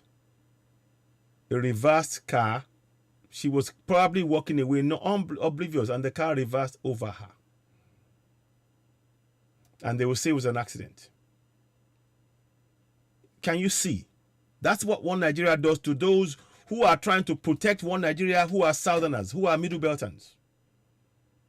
This is not about trying to create division. It's about exposing the fact and why you should stop this idea of thinking that going for PVC will get you the One Nigeria. One Nigeria is for the Fulanese. We must go for self-determination as Biafrans, as Oduduwa people, as Middle Belt. One Nigeria is for the Fulanese because they want to create their own homeland at our expense in that contraption they call Nigeria, using our own resources and our own land. We need to reject that. May her soul rest in peace. I'll listen for a few minutes and I'll move on to the next topic. But Tulu is already reigning in heaven with the Holy Father. she's there in paradise now, enjoying. That's my only consolation. Tolu is with God. I'm sure they'll give her a very special place. Say, look, my Peking, from the one you have worshipped me, not just worship, but in truth and in spirit. Look, I don't even know what. Thank you, sir. Take heart, sir. Thank you very much. God Almighty. Let's hear from the mom if I can see. Let's hear from the mom. See, baby, I love you. Tolu came to the world again right from small child that is even less than a year. If I'm in any fasting, Tolu will be the first person to come. Mommy, I want to fast today. She doesn't know what they call fasting. No. They will stay with me. And one of her senior sister, Bimbo, they will say, we are going to fast with you. When it is 8 o'clock, they are asking me, Mommy, when are we going to eat? I will say, we that we are fasting, are we going to eat by 8 o'clock? She's a prayer warrior. She has known God right from her child. And I just want to give glory to God for that. I thank God for giving Tolu to me. It's only that. She did not promise me that she will go so soon. But I give glory to God for her life. Even when she has been passing through all this, her first year in academy, she came back home with marks all her body. I went to pick Tolu. I cannot recognize all her Tolu body on the main road where she was standing. I was supposed to bring her home. We parked newly to Lokoja here. I carry phone. When I was calling her, I say, Mommy, look at me. I wore suit. This is the color of the suit. Until I get close to Tolu before I can recognize her. I said, Tolu, you are not going back to academy again. Enough is enough. Must you die because you want to belong to academy? He said, Mommy, if you say you love me, you always say that you love me. If you love me, pray for me. I said, okay. We were into it and we are going day by day. And God is lifting her up, even more than our expectations. But to God be the glory. Close to when this will happen, about a few weeks ago, I cannot be saying everything. A few weeks ago, he asked me, Mommy, how is your health? I said that I'm fine. He said, Mommy, I always prayed for you, and I know you are going to live and eat the fruit of your labor. Mommy, I'm going to take care of you. You will not suffer. I said, okay, amen. I answered him. See that now? Tolu, I cannot be saying everything, but I know Tolu is with us, Father, in heaven. Because at the point of death, Tolu was fasting. Tolu was fasting. Every blessed day, this girl will be fasting and praying. What are you praying for? You learn this thing from me. But I never kill myself because of prayer and fasting, this girl. Slow this thing down. Any problem within her colleagues, she will put it on her head. Let's go for prayer and fasting. If you believe in God, I believe that Olokwe is with God. It is so. Anyway, yeah. Let's just. I'm just showing you. Even though it's happened good a few years ago now, we're talking about almost 3 years now. The feeling is still raw, even for me. And I can't imagine for the parents, because I'm a parent. That's why we went on the protest. You've all seen that. But what I'm pointing out to you here, is to understand, for you to understand that this idea of PVC being the solution, it is not. We need to go for self-determination. We have to dismantle Contraption Nigeria. It is killing us all. I've given you examples now. So now, let me show you one more thing about Tolu before we move on. Now, the government said, the parents didn't want it to be done. Here is what the human rights lawyer Ebolu Adegboruwa said. He advised the federal government against going ahead with the burial of flying officer Tolulope Arotile, which was scheduled for July 23. And in their anniversary, the anniversary is coming soon. Anyway, let's just the senior advocate of Nigeria said it will be better to conclude investigations into circumstances leading to Arotile's death before she's buried. Here's one of the things you need to bear in mind. You see, when you carry out a review and investigate things like that, it's because in future you don't want the same thing to happen. But in Nigerian government, they didn't even want you to be exposed. But you heard the dad said a man reversed, a vehicle reversed over her. So what was that man? And apparently it was supposed to be somebody that wasn't in the base. The review would expose all of this and make sure that the base is for people who are official staff working there, and they will be this can be done in that way. But they don't even want to honor the death of Tolulope Arotile. That's the point I'm making here. Everything I've said to this point is pointing out those of you talking about one Nigeria. One Nigeria, I've given you 3 different instances. They've either demoted somebody, caused the death of another one by threatening to demote him, and actually taking the life of another one. All the 3 people that you've seen in the video, they are all either middle belt or southerners. All of them. And they've all complained about the same thing. Except for Tolulope, she was only about trying to help. But the people, those superior officers, they called her in. The person who called her in, why isn't there any investigation on that? Because she wasn't supposed to be there. They called her in. On her way to meet them, she was killed. She was killed. My people, I just want us to be very, very aware of this. And that's why I'm saying one Nigeria is a death trap for Middle Beltons, Southerners, Southwesterners, Southerners, and Middle Beltons, and everything in between. And we need to stop this idea that you think that one Nigeria is the panacea will cure. No, the solution to our problem is for self-determination. Yoruba nation is here, Biafra is here, Middle Belt is here, and we breathe life into it. We need to continue. Nigeria is killing the best of our own people, of our talents. Nigeria is literally killing our talents. And you cannot dispute that. So why do you want to be in a nation where your own people, indigenous people, are being killed? Why? I need you to explain that to me. Why are you insistent of being in a nation where your people are being killed? Why? We need to be on our own as Biafrans, as Middle Beltans, and as Oduduwa people. We have to be in our own nation. Because one Nigeria is about killing us and taking our land.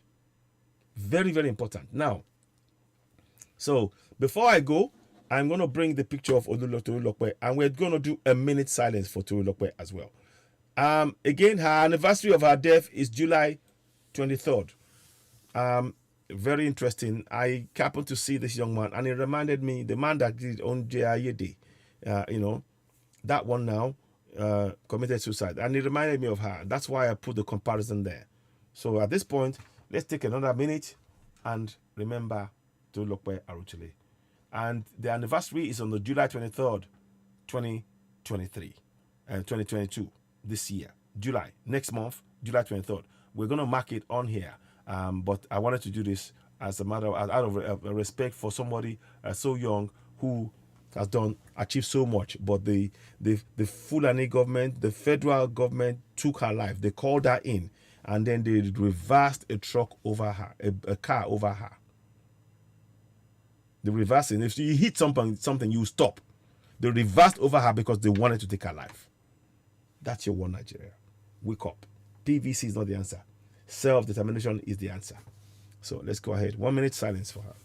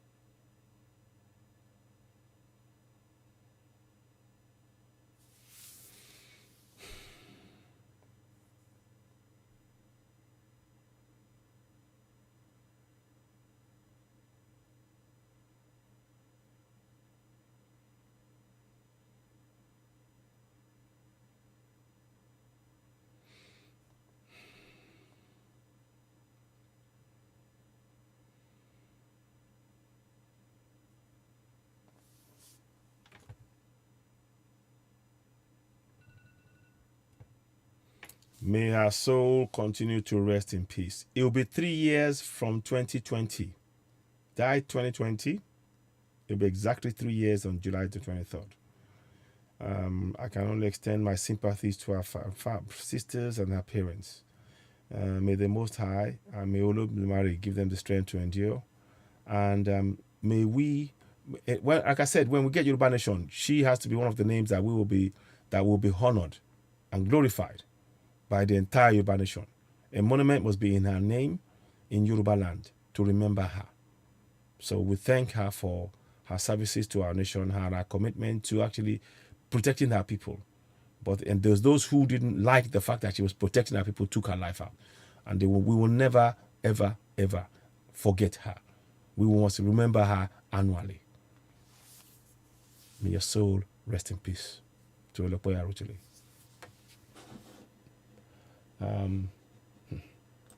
Anyway, yeah.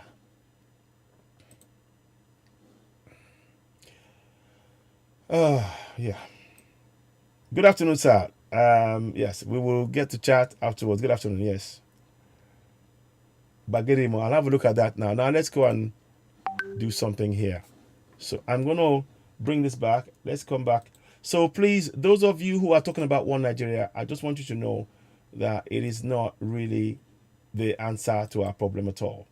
If anything, it's actually making it worse. So I wanted to bring you something. We saw our news again, and we're going to be talking on a number of things, and we may touch on a Goremandu again, but I wanted to see this. Now, one of the guys who was involved in, who's been the commander-in-chief of the army staff, chief of army staff, Buratai. Now, apparently, in Abuja home, the ICPC raids Buratai's Abuja home, recovers billions of naira, 50 luxury watches. Operatives of the Independent Corrupt Practices and Other Related Offences Commission have raided the home of former Chief of Army Staff, Tukur Buratai. ICPC operatives reportedly recovered over 1 billion naira from Buratai, who is now Nigeria's ambassador to Benin Republic. The anti-graft agency also recovered over 50 luxury watches, including. Continue reading. So these are these people who are telling you to believe in One Nigeria. They're fraudulent. The guys are telling you to support One Nigeria. 50 luxury watches. 50. You heard me right. Now,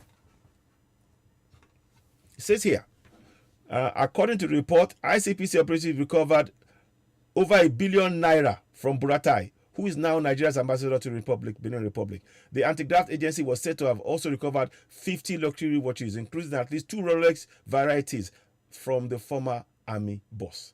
This guy should be arrested, but he won't. He's Fulani. That's how they roll. That's in your One Nigeria. According to sources, Nigerian Financial Intelligence Unit had alerted ICPC when it commenced a probe of an alleged military contractor named Salisu. An ICPC source said IFU discovered 500 million naira was paid into Salisu's account at once, and it quickly flagged it. When Salisu was queried, he said he was a military contractor, but he was unable to show any evidence of carrying out any contract for the military. Now, listen, that's your One Nigeria. Good afternoon to you, Alonge Sheyi. Thank you very much, David Adekoke. Thank you very much. The NFIU later transferred the case to ICPC, who proceeded to carry out more investigation and the raid which occurred last week. Sahara reporters had first reported the raid on Thursday night, which put the recovered funds at 1.85 billion naira. Now let's put that in dollars, yeah? Let's just put this in dollars. $1.85 billion in naira, yeah? Naira in dollars. Hang on. Let me just check. Just gonna do a check for you. Let's do it live here. Let's do this. Let's do this right here together. We're gonna do it together.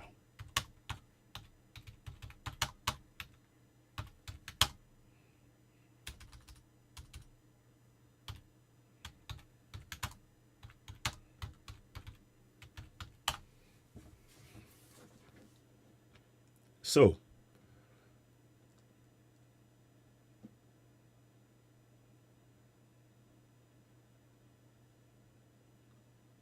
I'm just trying to check what they could be here. How much is 1.5 billion naira in dollars? Sorry about that. Yeah, 3,572,000,000 as 572 130 million, 3.5 million dollars. That's the amount. 3.5 million dollars in at home. These guys, they believe they are above the law. And somebody will come and tell us to still believe in one Nigeria. They'll still tell you to come and believe in one Nigeria. Please. I'm showing you on the screen. You see, $3.572130. Good afternoon, Cherry, God's Power. Thanks for joining us. Here, Ifeanyi Chuku Mmaduabuchi Ezu. Good afternoon to you. Let's have a look at, and those of you who are watching, Levi Nati, thank you very much.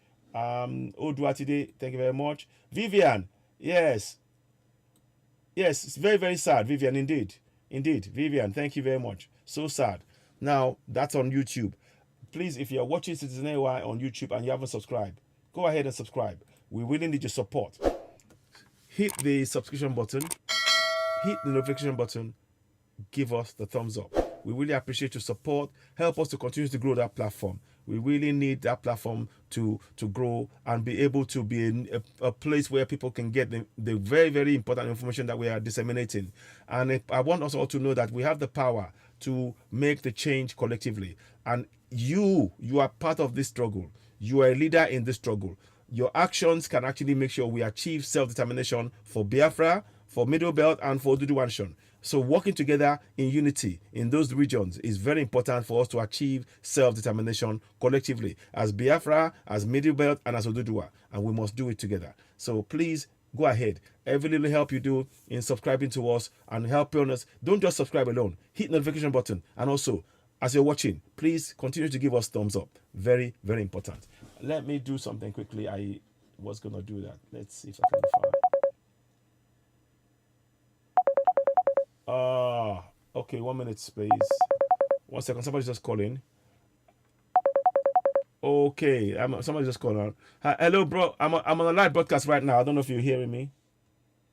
I'm on a live broadcast right now. Okay, I'll call you later. Thank you very much. Thank you. Bye. So, that was somebody I will call them not later on. So I wanted to make that clear. Now, so you can see now. Let's go back and read what they're saying. So it says that one of the sources said, we discovered that the place is owned by Buratai and he has been working with the man to loot military funds for many years. It is unfortunate that Nigerian soldiers are suffering in the war front due to lack of equipment. What did I talk about before? General Adeyini talked about that, didn't he? In the broadcast I made earlier on. So you see, this is your one Nigeria.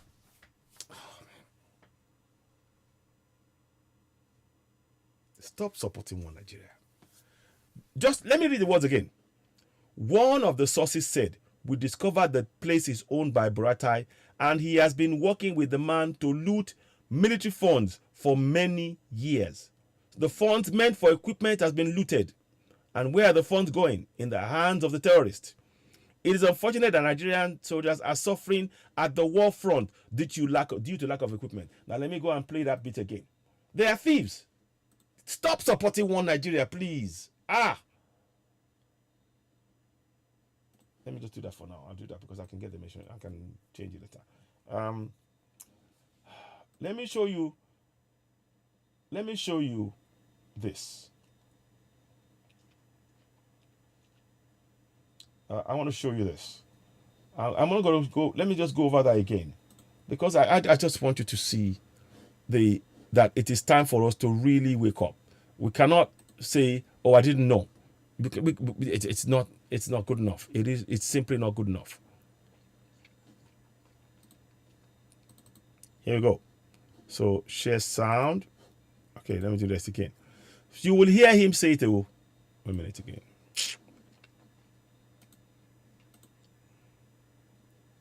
Yeah. Where you can't do so now. Okay. 1 minute, please. 1 minute. Stop share for a minute. Stop share. Now let's put this because he will not hear the voice if I put it there. So you need to do it another way. Here. Okay, sorry, I got it now. Got it now. Yeah, sorry. Now, what I want you to do is to hear this bit. I'm going back. May their souls rest in peace, those two. Ndiayede and Tolulope. Now, here we go. Listen to what he said now. I want you to listen to the bits here. Here. I'll move it up so you can actually get a better... I want you to hear the point where he talked about lack of equipment.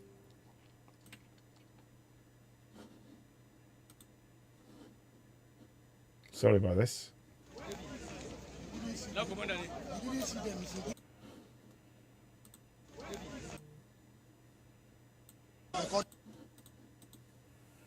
Okay, sorry about this. Don't know what's happening there. Okay, sorry about that. I'll bring it back up. I don't know what's happened, but we'll be back in a second. Oh, come on.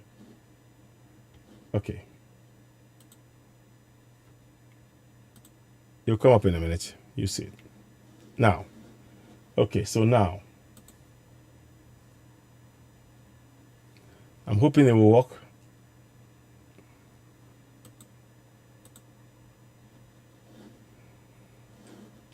Oh, come on.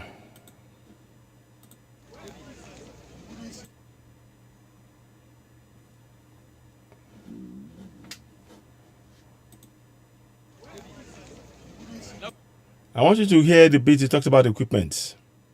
The system, and we are doing our best to contain the situation and to achieve your mission, sir. Here our troops injured.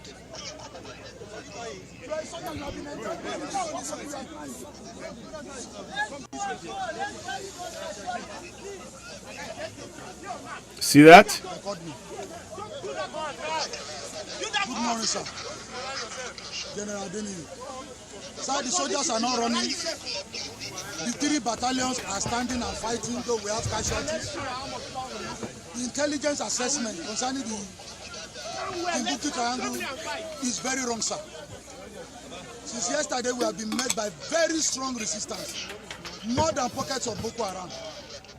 This morning, from every flank, not less than 15 gun trucks are facing us. These people have fired more than 100 RPG at us, and have fired several mortars at us. And they have fired more than 100 RPGs and so many mortars on us. This is the true situation, sir. I'm here on the ground. This is General Buba here, sir. No any general is running or not leading the men. Sir, look at this soldier. They are not running away. Neither is any of them afraid. We are good to go, but here, now these things are working against us. Yes. Thank you, sir.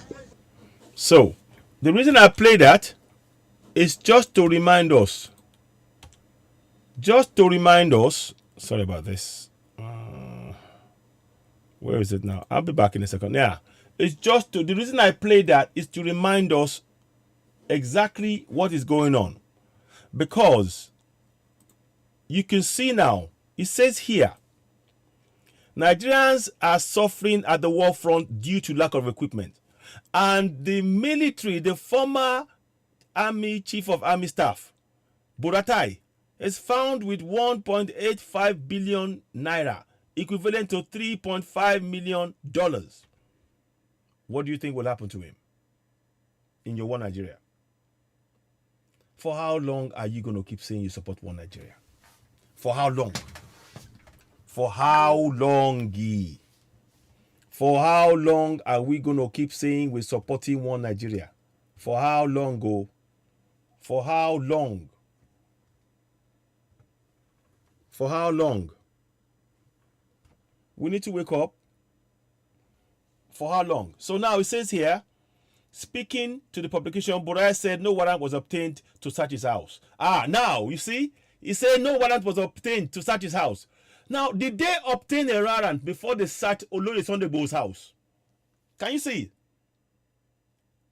Now, he said, nobody obtained any warrant to search my place, he said. But Bodatai, however, disconnected the call when quizzed on whether or not he was confirming the raid and cash covered the recovery from his property. Can you see?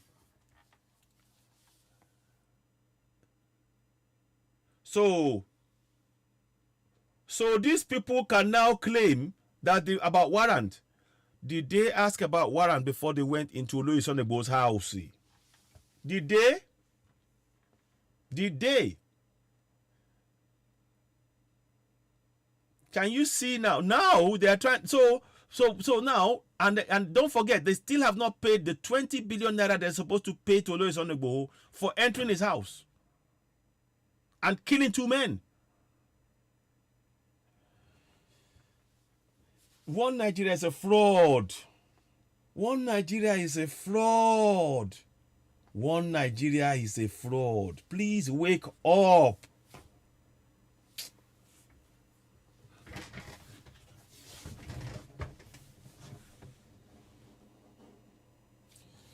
I'm gonna, like I said, we're looking at it now. So apparently, when they asked him, he said nobody obtained any warrant to search my place.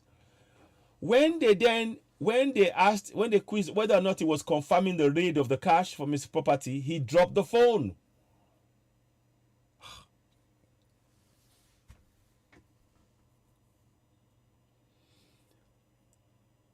Do you think your One Nigeria will solve this problem?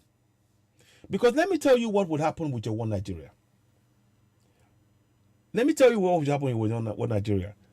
Your One Nigeria, if you vote in any elections, no matter how many votes you vote for Peter Obi, obedient people, no matter how many votes you vote for Emilio Kon, no matter how many votes you vote, no matter how much more they are above, more than the articles won, the person that INEC will say is the president will be Atiku, because he's a Fulani man, and that constitution is written by Fulani.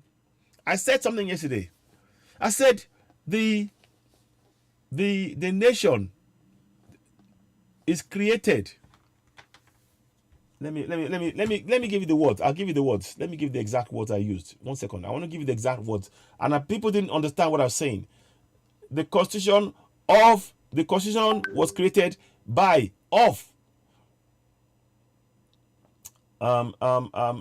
come and I'll give you the exact words because I posted it here. So now it says INEC was created indeed of the Fulani, by the Fulani, for the Fulani. I posted that yesterday. And that's what I mean. INEC was created under promulgation decree number 24 of 1999. INEC was created under promulgation decree number 24 of 1999. They created it, the Fulani, it was by Fulani, created indeed of the Fulani, by the Fulani, for the Fulani. So whatever you do in terms of trying to get any result, you will never win. You can never win because it's for themselves. It is a confirmation. That promulgation decree number 24 is confirmation of the first class citizen that the Fulanis have conferred upon themselves at our expense.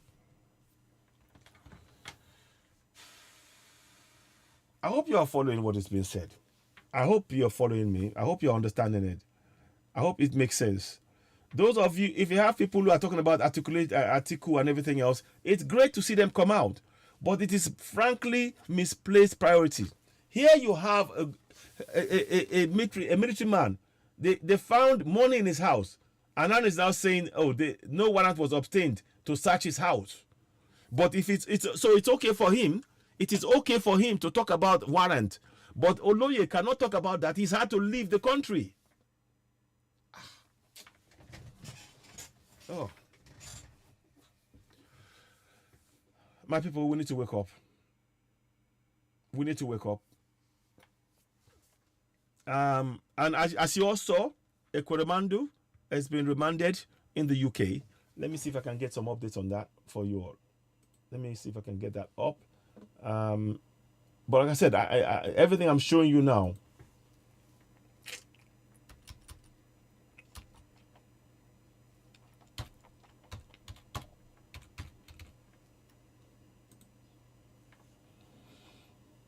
Let's see if I can get this one for you. So this was carried by other news, and it's just about Ekuremando. Let's see if I can find it for you, so we can talk about that. But before we go, before we move on to this other topic, I just wanted to just look at the breaking news is that they found 1.85 billion naira in Boratai's house. 1.85 billion naira, equivalent to $3.5 million. And what Boratai said is no warrant was obtained to search his house.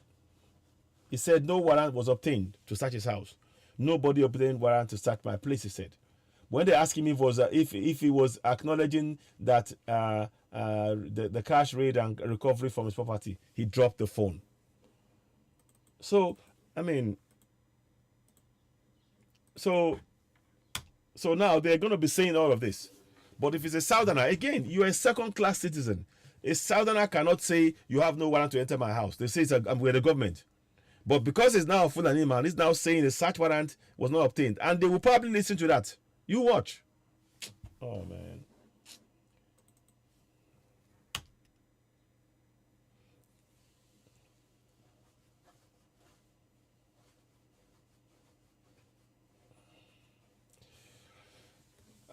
I say it again.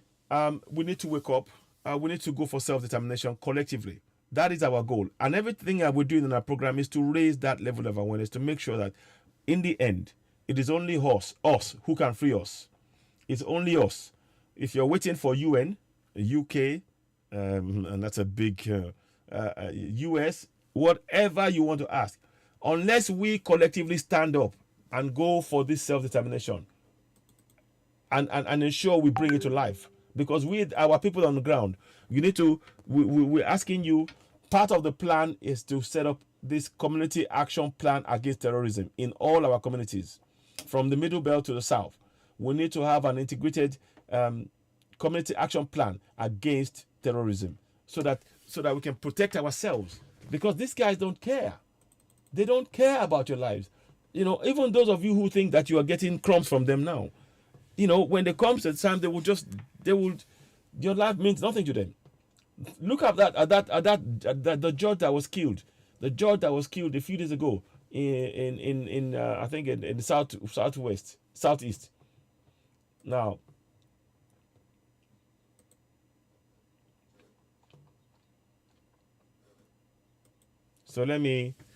I'm just bringing this to our attention. So now, this man now, do you know the Attorney General stole 80 billion naira and is on remand? He stole 80 billion naira. Accountant General stole 8 billion naira. Let me show you.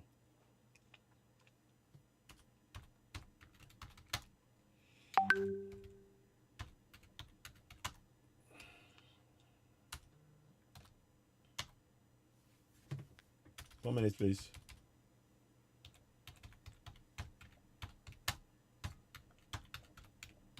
One minute, please.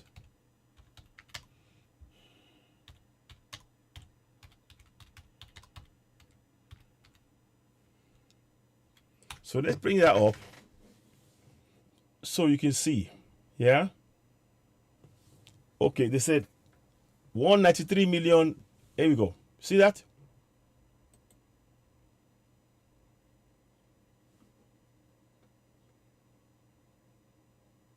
Ahmed Idris. See that? Nigeria's anti-corruption agency. Again, this is all talk. Nothing's going to happen to these guys. That's a one Nigeria. Let's go for self-determination. One Nigeria, they're just looting. They are not looting galore. They are not looting galore. Let me see if I can find it. So let's read that briefly.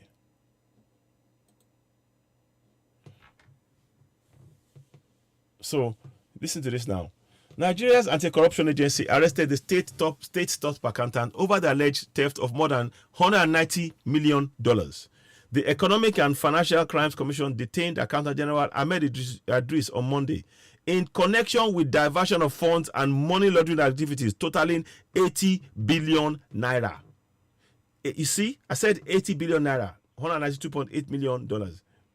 The agency said in a statement, Idris was taken to custody after failing to respond to EFCC's invitation to respond to issues connected to the Fraudulent Act, it said.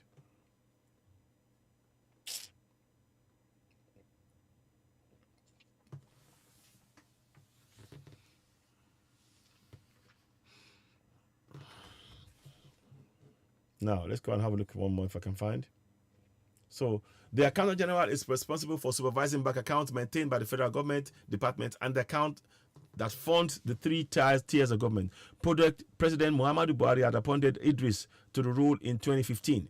Idris 61 employed bogus consultancies and other illegal activities using proxies, family members, and associates to steal money, which he laundered through real estate investments in the capital, Abuja, and the northern city of Kano.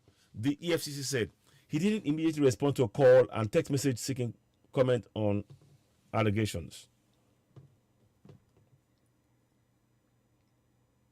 So you can see now it is. So you see, everywhere you look at, however you look at this is my people. Oh, wow. Okay, well, let's move straight on to other news now. Oh, wow. So you can see why we cannot skip. We must stop supporting one Nigeria. We need to. 1 minute, please. I'm trying to find one more information for you.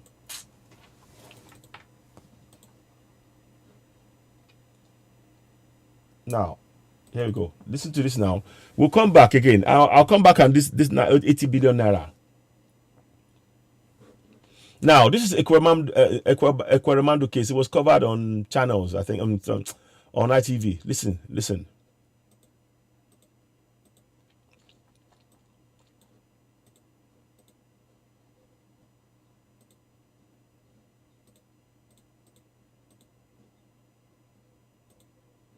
Now, watch this now.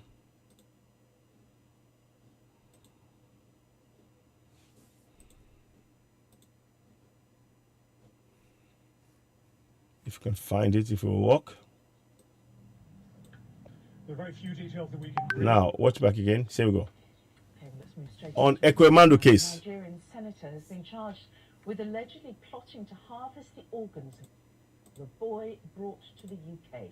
The 15-year-old alleged victim is now in care. Now, the accused and his wife appeared before Uxbridge Magistrates Court today, and Ian Woods is there. Ian, it's an extraordinary case. And what details emerged today? There are very few details that we can bring you, other than to say that the 15-year-old boy, who is the centre of the case, cannot be named for legal reasons. We can, though, identify the two people who are accused of exploiting them. They are Beatrice Nwanika Ekweremadu, who's 55, and her 60-year-old husband, Ike. Now, he's a very well-known figure in Nigeria, where he's a lawyer, a senator, and a former deputy president of the Nigerian Senate. He held that position for 12 years. The couple are charged with conspiracy to arrange or facilitate travel of another person with a view to exploitation, namely organ harvesting. Now, the Metropolitan Police said in a statement that their investigation began last month when they were thank you very much. Thank you. Offences under modern slavery legislation. The boy himself is now in care and has been offered continued support. The accused couple, although they live in Nigeria, they do have a family connection to London. They were in court for less than an hour. It was then adjourned for 2 weeks. The reason for the adjournment is that the Attorney General has to rule on jurisdiction in this case, because of course there are two countries involved, Nigeria and London. So they'll be back in court on July the 7th. A bail application was turned down, so they've been remanded in custody until then. Okay, Calvert, thank you. So there you have it. So you have that information there. I wanted to just have that information so that we know that Ekweremadu has got some serious problems. Now I've seen Peter Obi talk about, oh, he stands with Ekweremadu.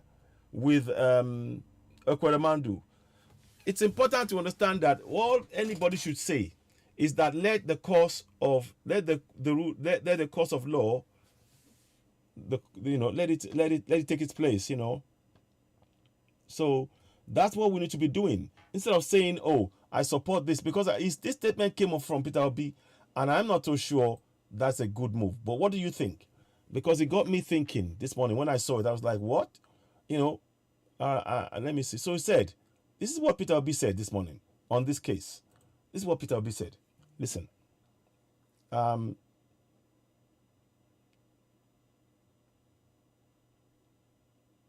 Peter Obi said, my family and I are with Ekweremadu's over their travail. We join all men of God in praying for the healing of their daughter and commit them into God's hands for justice to be done. Wow. I don't know if you've been following this case, Peter Obi.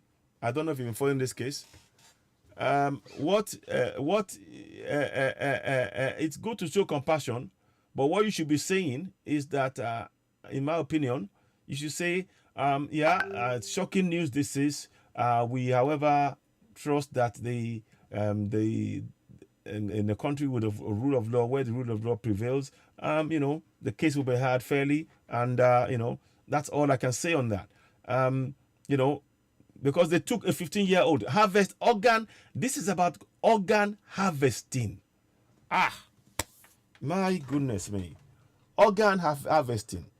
And we need to really be asking ourselves, those of us that are quick to hail somebody, oh, I hailed you and all this stuff. We need to be very, very clear.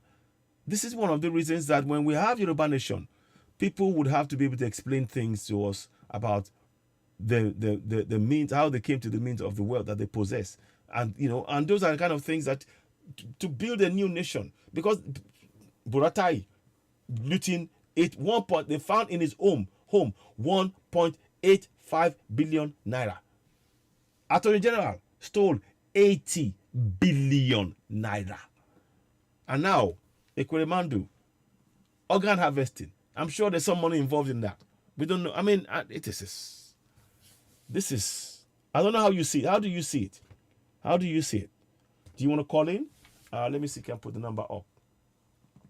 If you want to call in, let me see if I can put it up so I can get. 1 minute, please. So I want to make sure I got this right. So the number is up. +44 739 580 606. If you want to call in.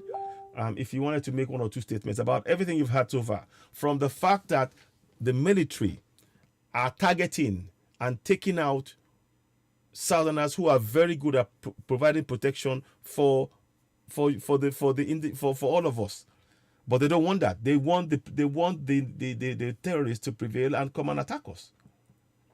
That's one. So we talked about Undiayede. And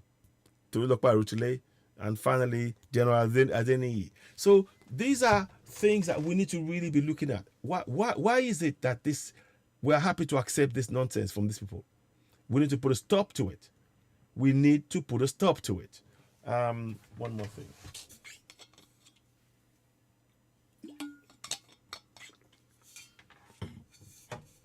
It is truly horrifying to actually be facing this kind of thing, whereby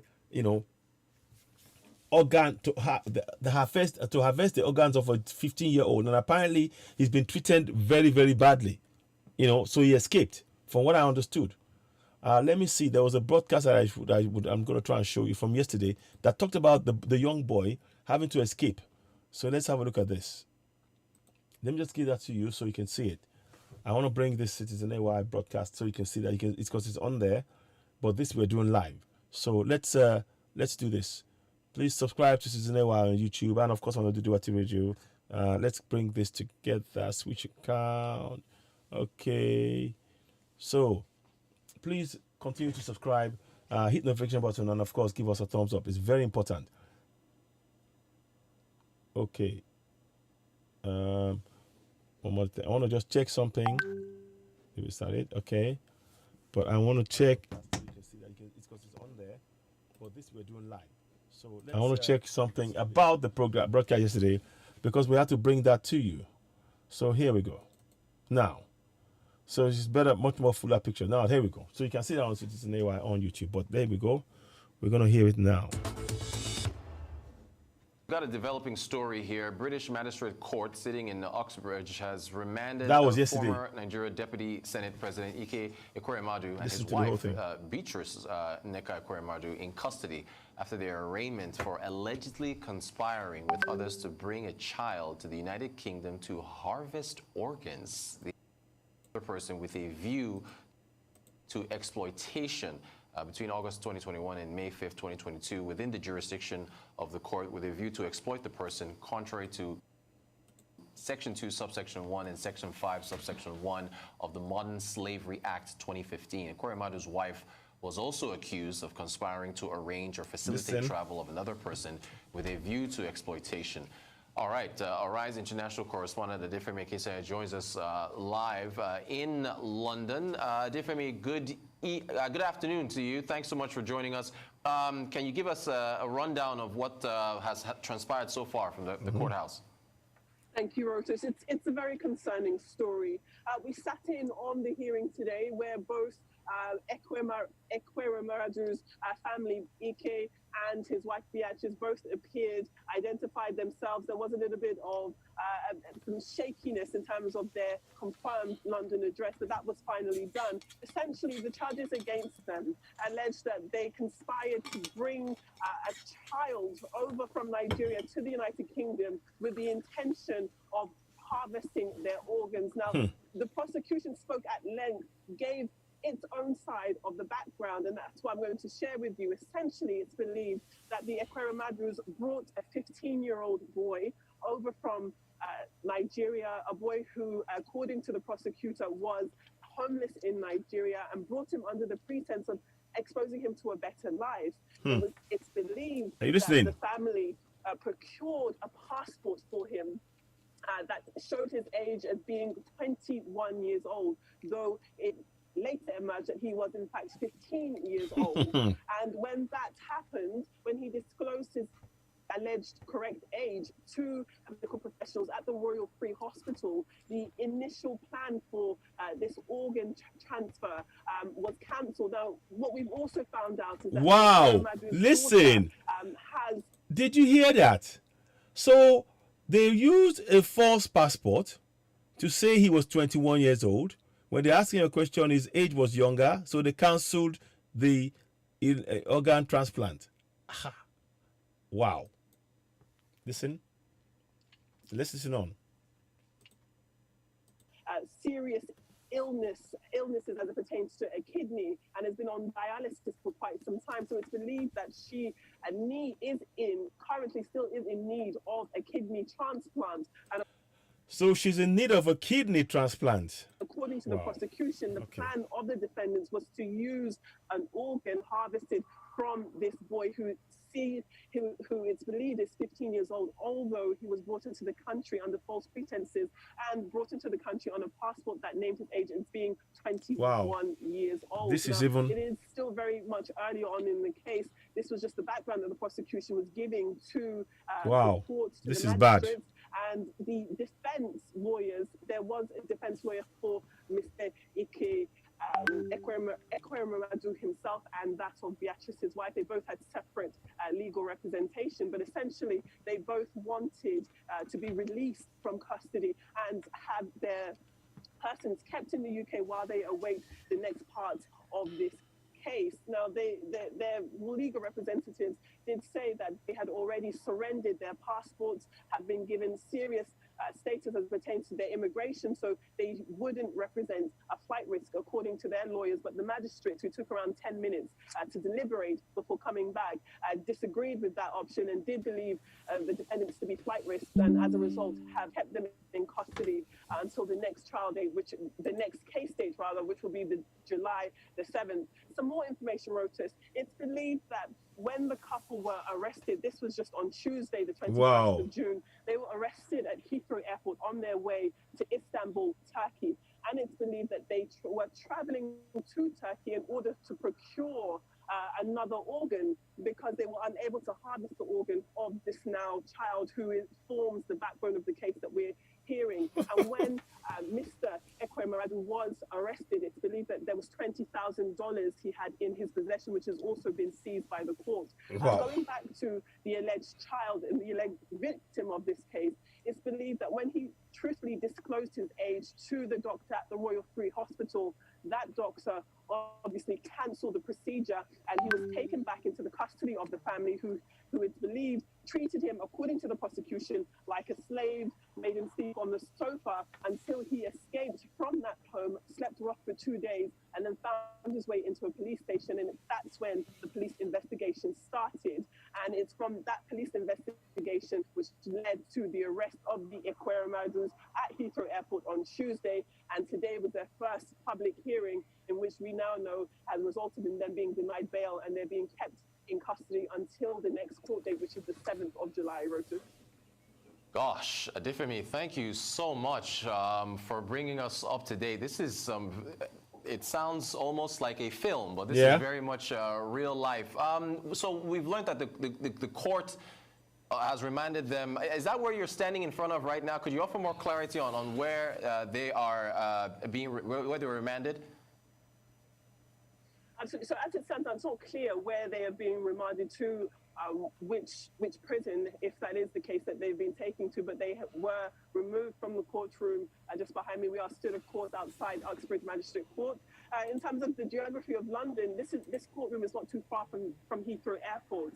So it's loosely believed that when they were arrested on the grounds of the airport, this would be the closest magistrate court or the court that was able to take this case today. And it's believed that this will be the scene for the next hearing, which will be July 7th. So we are stood outside Uxbridge Magistrate Court, and we sat inside during the entire hearing, where we saw both defendants, EK and Ekweremadu. Are you all listening? Into the court. They did not say anything other than to confirm their names, and there was a bit of a discrepancy as it pertains to their address.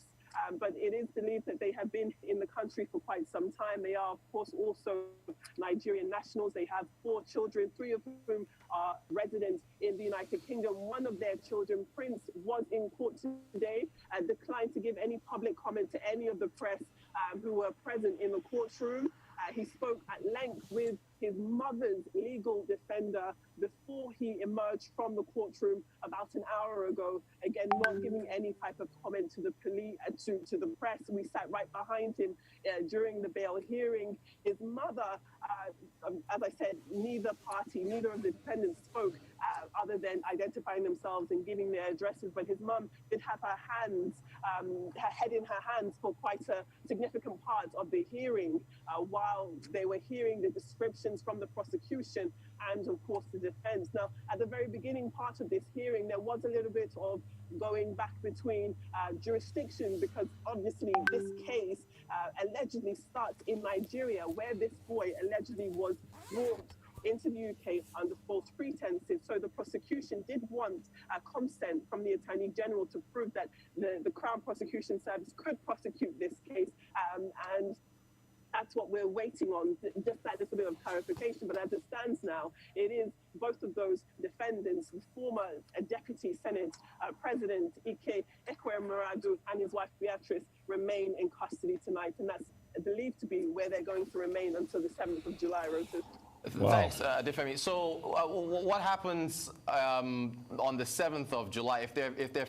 So they're going to be remanded until the 7th of July. They've been refused bail because they pose a healthy flight risk. When they turned down when the boy said he was 17, they stopped the kidney operation in London here. So they wanted to go to Istanbul to get a kidney donor. and then they found with $20,000 or pounds. I'm not quite sure. I mean, let's listen on. Let's listen on.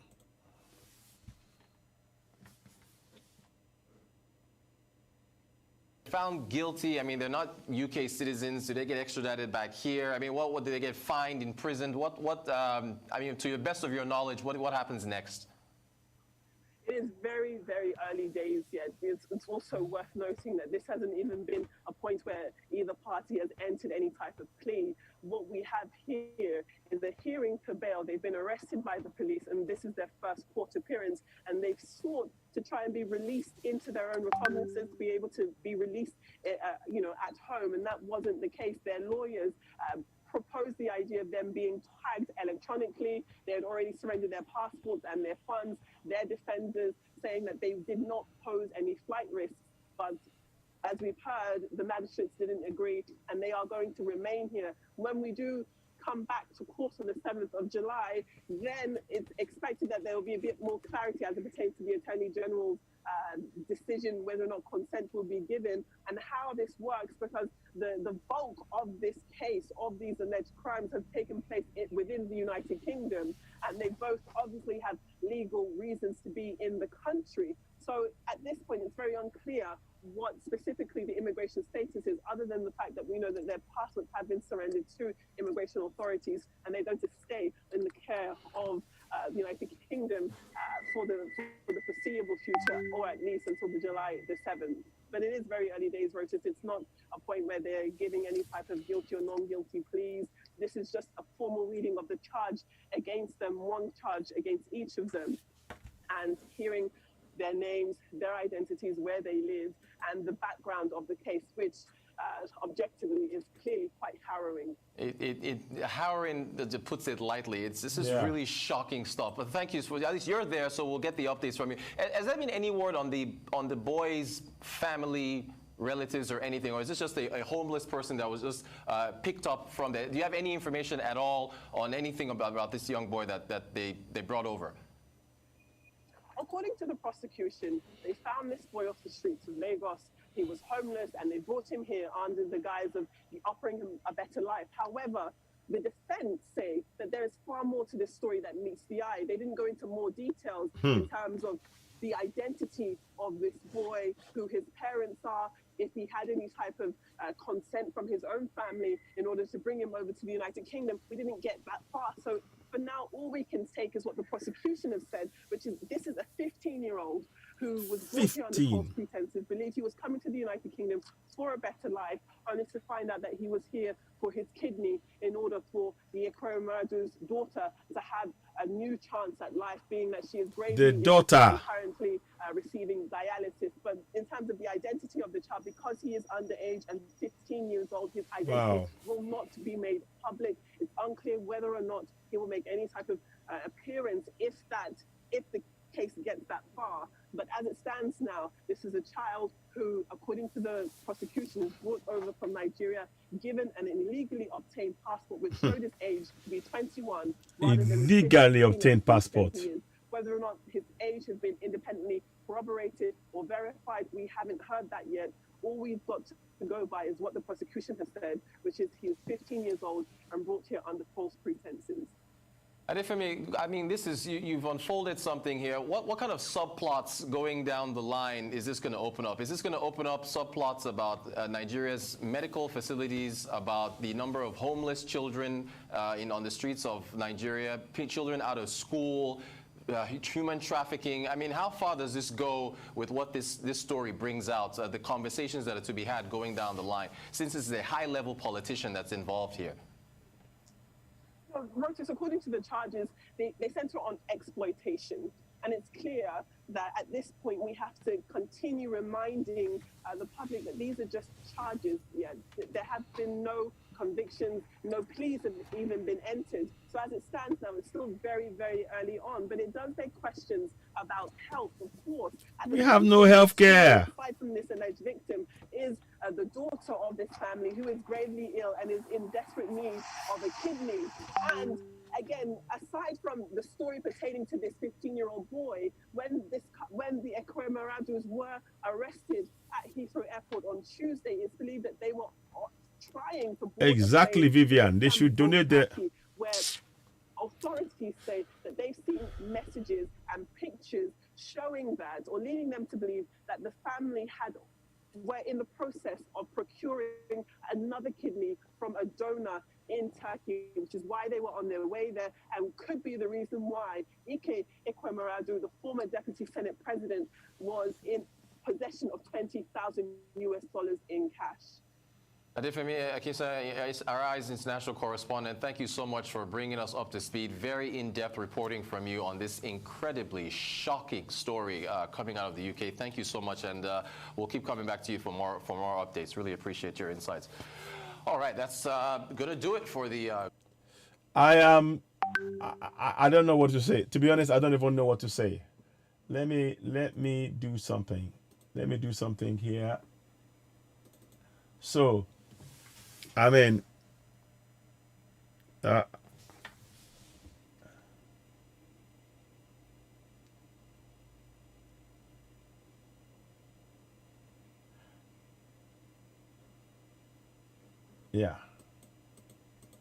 I'm trying to find that information for you. So so it's a child now. From what we understand now, what we're getting now, the information we're getting now is this: that the child has got that is gravely ill on dialysis, and they wanted somebody to give a donor, but they didn't do it the right way. What they did was they told the guy they will give him a better life, and then they obtained a fake passport, claiming that his age was much less than, it was much older than he really is. But for the question at the operation table, they wouldn't have found this out. The questions were asked, and that's what stopped it. Now, that's for their daughter. Now, the young man, the boy that was involved is a 15-year-old. 1 minute, please. Let me. I want to put their picture in so you can see. This is astonishing.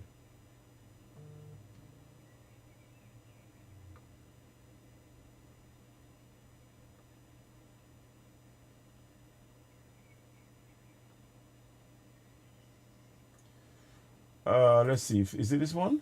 I don't know. I'm trying to find a picture so you can see it, but no, it's not that one. It's not that one. That's the one. That's the one. Got it now. That's the one. So those are the two. Now, Ekweremadu and his wife. He's 60. She is 56, from my understanding. And they were doing this because they wanted to help their child. And nobody, we all understand when your daughter is gravely ill and you're trying to sort that out. You will do anything. But it shows so many things wrong.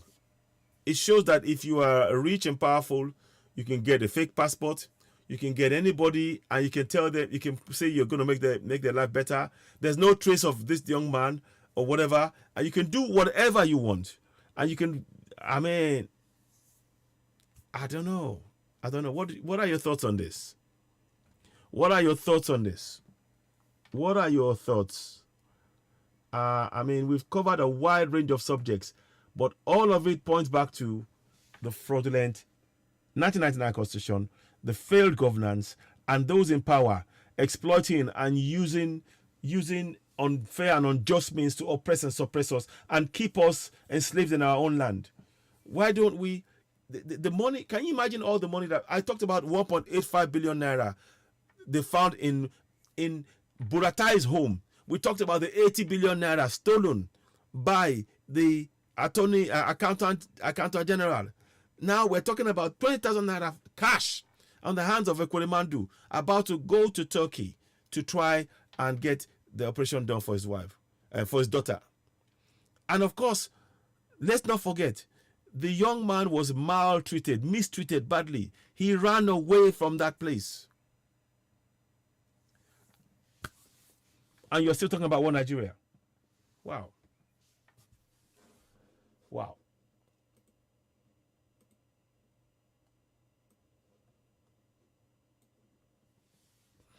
What I mean, if you do want to call in, do call in +44 739 580 606. All of these are pointing to one thing. It is time to break away from Contraption Nigeria. Contraption Nigeria is using your money to oppress and suppress you. Contraption Nigeria is buying weapons. You had General Adeniyi. They did not have weapons. The money that could have been meant for the army has been looted for years. You had a report here by Buratai. I don't know what to say to you guys anymore. I don't know what to say.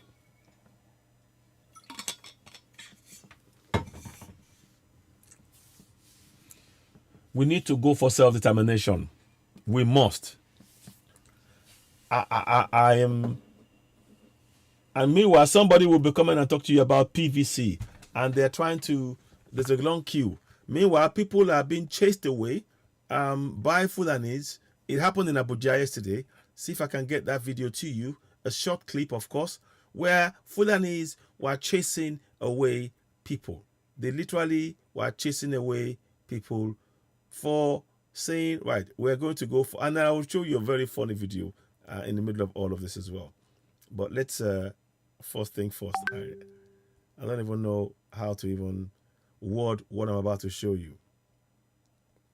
So let me get this video out and show you what is going on. I mean, this is a recipe for disaster that we must completely say no more. No, we're not doing this. We're not accepting that at all. It's a recipe for disaster.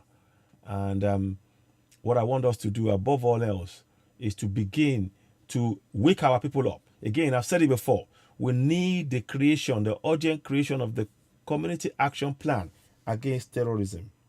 That is something that we need. We need the community action plan against terrorism. And in there, there'll be discussions. I'm not showing any of the discussions that we're having behind the scenes on there. That should be done village by village, town by town, city by city, street by street, neighborhood by neighborhood, so that you can protect yourselves. Because what is going on now, I mean, what is happening right now is shocking beyond words. To find that, they are really, you can see when we say that they're alone to themselves, you really now get the sense that they're alone to themselves. When they can go and they can buy whoever they want, they just they say, okay, fine, here's money, do what we want. And they were about to get the kidney for the child. No doubt, not everybody worries about the child, and I understand that. And I hope she gets the help that she needs. But the manner in which they're doing this speaks to so many wrongs. There's no regard for life of that young boy. Again, when he said no, they were treating him badly. He ran away, sleeping rough for 2 days before he was picked up.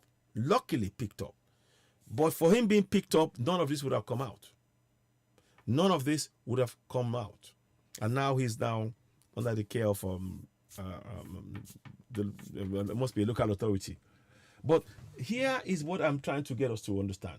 And please, if you want to call in on +44 7399 580 606. Let me see if I can pin it on some of the platforms as you're watching. Please, our plan is to go for self-determination. Do not allow anybody, do not let anybody try and tell you all of this nonsense about we believe in one Nigeria. It's nonsense. And these are the people who are going to be your leaders in one Nigeria. They're part of that process, and we should not condone it in any way. We should not condone it in any way, shape, or form. We should not condone it. No way should we condone it. No way. Under no circumstances. Under no circumstances should that be condoned. And I think we need to really work towards, this is yet more evidence of why we should continue to work towards self-determination as Biafra, Ududua, Middle Belt, and of course Ambazonia as well, by extension as well. So I just wanted to just see if people wanted to call in. Let's see if, we've got a bit of time, maybe 10-15 minutes. If people want to call in, you can call in and add your comments to what we're discussing here, because it is really, yeah. Olufemi Oshikoya, you saw the broadcast. It said 80 billion on it. Now they might have since revised it, but that's what I saw on the book, and it may be. I mean, it could be. It won't surprise me, you know. So, Benny. So yeah. So we very much want to. So Fulanis are coming into the country in massive numbers with luxurious buses invited by Fulani Buhari government. Pretend they know nothing about what is going on in the name of one Nigeria. Exactly. Drizzy Fresh. Exactly. These are the things, and that is why programs like this is important. Those of you that are talking about PVC, I understand, you know, in a society where you had rule of law, yes, already the support for Obi would make he would be the president as soon as the elections took place. But I'm here to tell you that INEC is not independent. And like I told you, INEC is run by Mahmoud Yakub. INEC is run by Mahmoud Yakub, he is a Fulani man. And all of the people, or the records, if you look at the records of people being registered, we have the highest number, our country has the highest number of young people under, I think it's under 25 or under 35, if I'm correct. You know, a huge, so how come we're only getting 17, 18 million people or 30 million people out of a nation of 200 million? So you can tell that election is going to be a fraud. And don't forget, in the north, I've shown pictures where 7-year-olds, 5-year-olds, 10-year-olds are being given PVC cards. Is that a democracy? I ask, is that a democracy? Would you consider that a democracy? Would you? You know, and these are the kind of things that I wanted to really ask. So let me see. Please call. I'll put it on here. +44 7399 5806 06. Okay. 580606. So please call. So we'll put that there. Those of you on Citizenewa on Facebook, you can call in on that number. Let's see if we can do it again on Odudua TV Radio as well, and the others as well. Just a quick, you know, if you want to just, what are your thoughts on what we've shown you? We've shown different things right now on what is going on, and what do you think in terms of the awareness level? And also, we need to be able to work in our, we all have communities. We should all be able to check into the communities and understand and say, okay, what steps have you got? Have you got a plan in place for protecting yourselves right now? Not tomorrow, but now, right now. You know, have you got steps in place? You don't have to tell us exactly what they are, but if a community is alert and aware, you reduce the amount of abductions, killings, you know, and all of this stuff that they're trying to do. Let me see.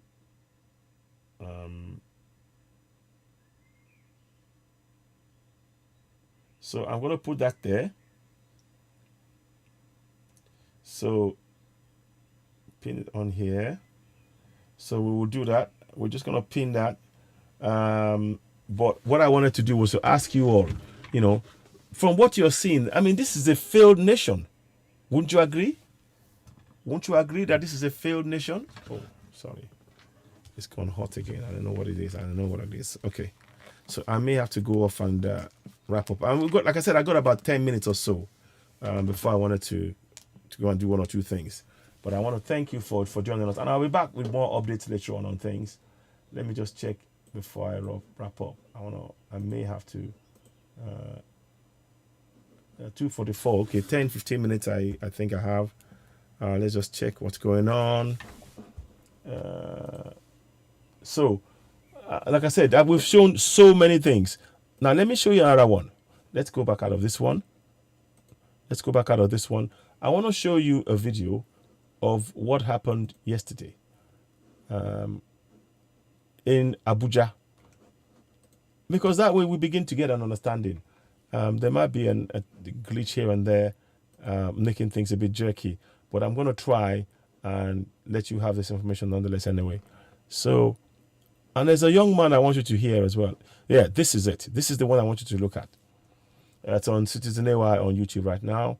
Let's see if it does. I don't want anything to happen to that. With Viat, your next adventure. Sorry about that. I'm going to mute it. I don't want that there at all. So quickly, that's not what should be there. We do not do that. So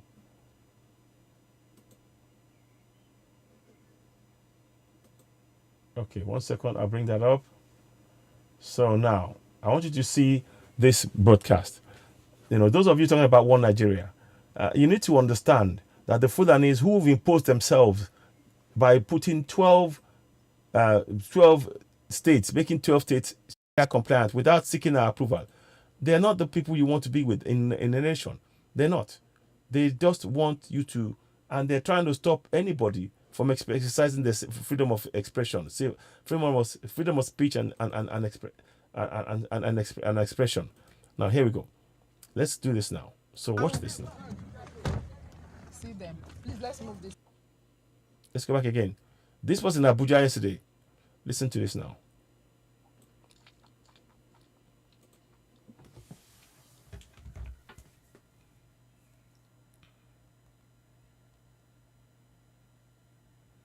So let us see what's going on. So hopefully it should work. Now here we go.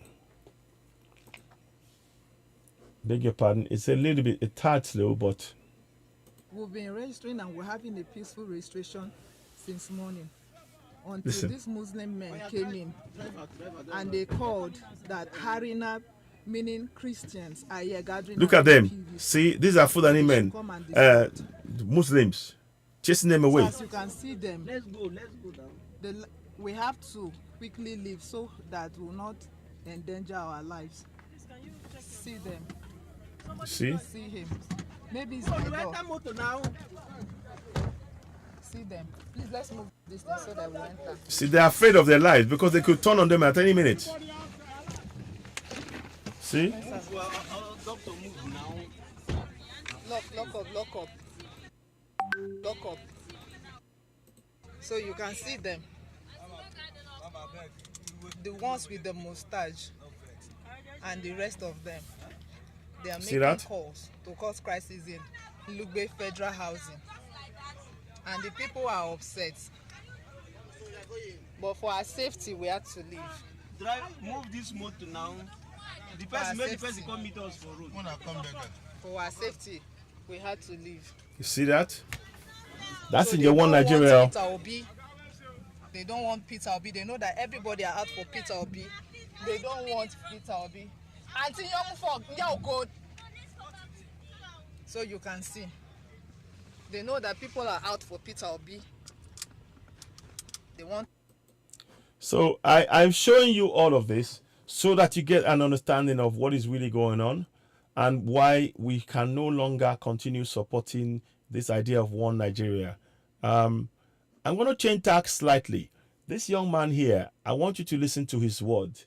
I got to speak to him yesterday, and let me see if I got 9 minutes. Is it 9 minutes? Let's play this for a few minutes, and you listen to his words. We're halfway. Sorry about that. No. Okay, so now. So this is a young man, Olutosin. Oluntosin Sadiq Shanusi. Listen to his words. It's a poem, powerful, about our current situation. Listen, I'm the one reading it out, but I want you to listen to this. So I will play it and I will mute myself. Please go ahead and subscribe, hit the notification button, and give us a thumbs up right now. Here's what you need to do. Just a quick reminder. Subscribe, hit the notification button, finally, give us the thumbs up. Very, very important. Welcome. Subscribe to Citizen AY. Now, here's what I'd like you to do for us. 1 second. You're watching 1 second. 1 second. Now, I am going to read to you a poetry by this young man, Oluntosin Sadiq Shanusi. Brilliant poetry.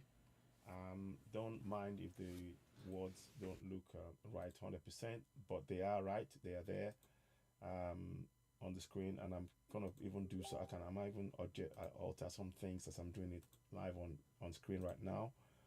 The reason I'm doing this is just a quick, brief explanation of what this is about and why it's important, why we should support Sadiq. Very, very, Olorun Tosin Sadiq. Let me do something quickly. So I want to make sure that this thing really sits well. So just give me a minute, because I want to make sure when I'm reading it, it's really clear and there is no, it just reads through. He wrote this, he composed this, very, very relatively quickly. I wasn't expecting it, but the message in it is very powerful, and I want you to focus on the message. Now, why am I talking about this? A lot of our youths these days, because of the economic situation, they are asking for our support financially. That's fine. How many are we going to help? How many? How many can we help? All of, one person calling, 100 people are calling, they send me text, they request and everything else. We can't help everybody. But what we can do is help everybody as much as we can in terms of showcasing their talent. I believe that this young man is a talent. What you see in front of you, these are his words. That's why I put it there. The poetry I'm about to read is called My People by Olorun Tosin Sadiq Sanusi. Now, the reason I'm saying this is this. If you feed a man, if you give a man fish one day, the next day he's hungry, he will come back and ask for more. But if you teach a man how to fish, he will thank you forever because you give him independence. That's what we need to do. It's not always all about money. It's about how we can give our people the possibility to free themselves. This is a gift that no money can buy. A gift that no money can buy. And that's what I think we need to be doing. We need to show in our kids, our coming generation, that their talents, and showcasing talents like this is very important. There are many people with many talents that we can bring forward. And here is one such. And I want us all to listen to it. Now I'm going to read it to the end. And, please do share this broadcast. Once again, I ask you, as you're watching this, don't forget to go ahead and subscribe to Citizen AY on YouTube, the platform where we speak truth to power. So here's what you need to do. Just a quick reminder. Subscribe to Citizen AY. Hit the notification button. Finally, give us the thumbs up on the platform.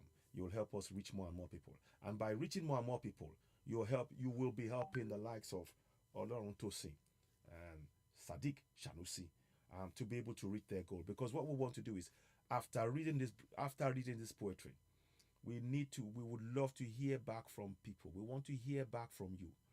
We want to hear back from you in the comment section, contacting us if this resonates with you, and if you like it and you want to hear more.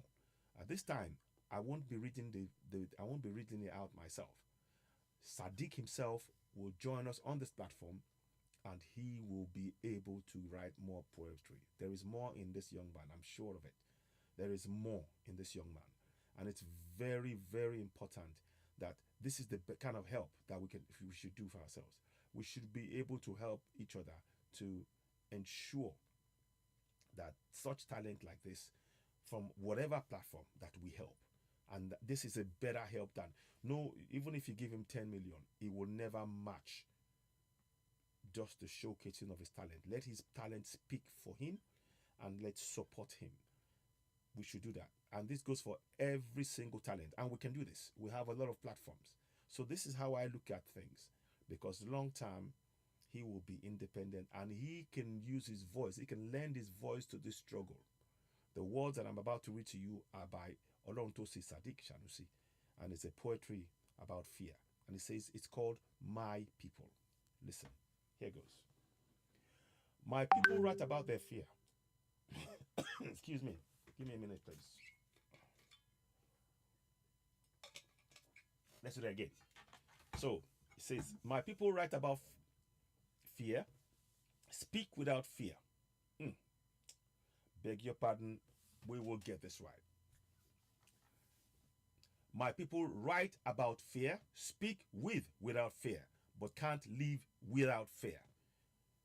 These are people whose courage has been made porridge in the mouth of tyrants, sweetens them tomorrow while it's sorrow on our own bone marrow. And like birds would fly, we all want to touch the sky. Just like stones are thrown to birds, we will not go scot-free of hurts. If it is true that only time will tell the difference, then why were we seated next to each other, drafting future plans, skating on bottles, and the next minute I had to run away because you are now a ghost? That's how we keep leaving ourselves without a goodbye. Wicked people make it look like good things can't be easy, but all excuses are flimsy. None of us can rest because we live in fear, eat in fear, and sleep with fear, and it's not fair. Those are the words of Oloruntosi, Sadiq Sanusi. What did you think of what you just heard? Can you leave a comment in the comment box?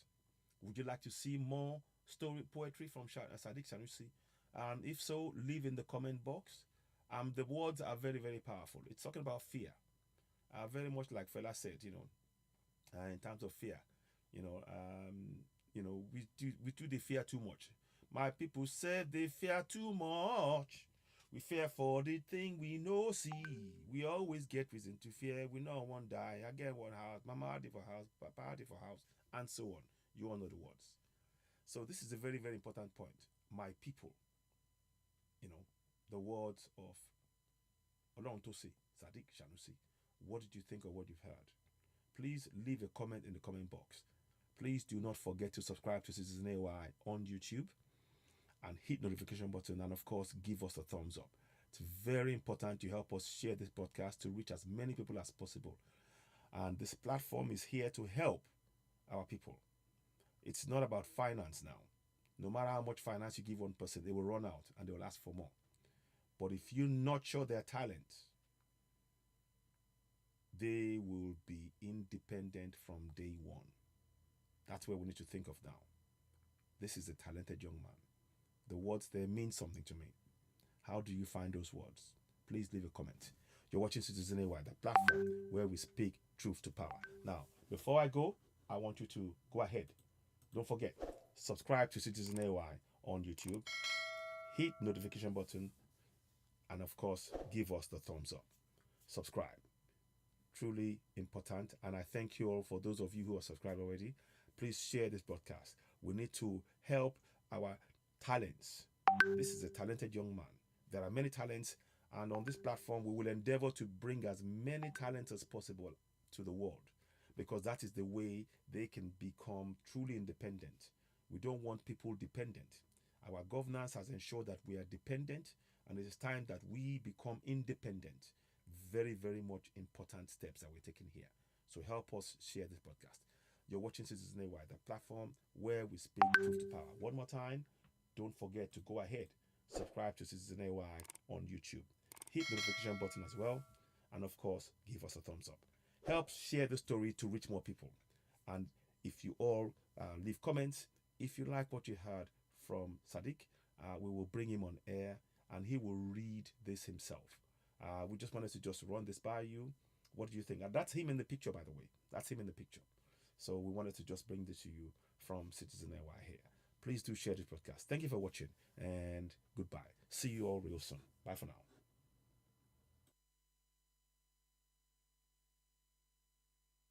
Are you one of 9 million EasyJet customers who could be set to receive up to £2,000 in compensation?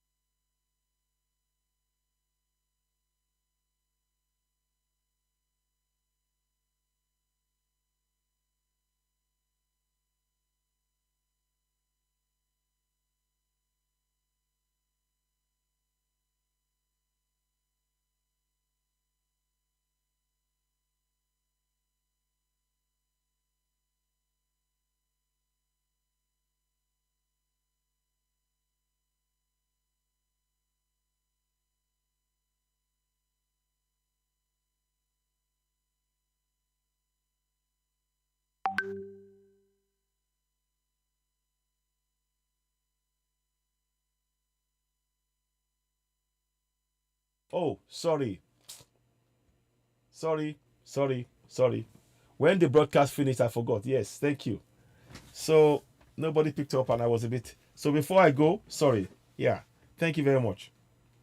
I always like to check the screen, so So please, one of the things I want us to do is to understand that with everything we've showed today, we've showed a lot. We covered a wide range of topics, from security to finances to organ harvesting, and all of it shows that Nigeria is a failure, and the fact that our lives are not safe or secure in Contraption Nigeria. We need to break away from that contraption. We must dismantle it. So it is you and me working together. We need to work together in unity and achieve the common goal.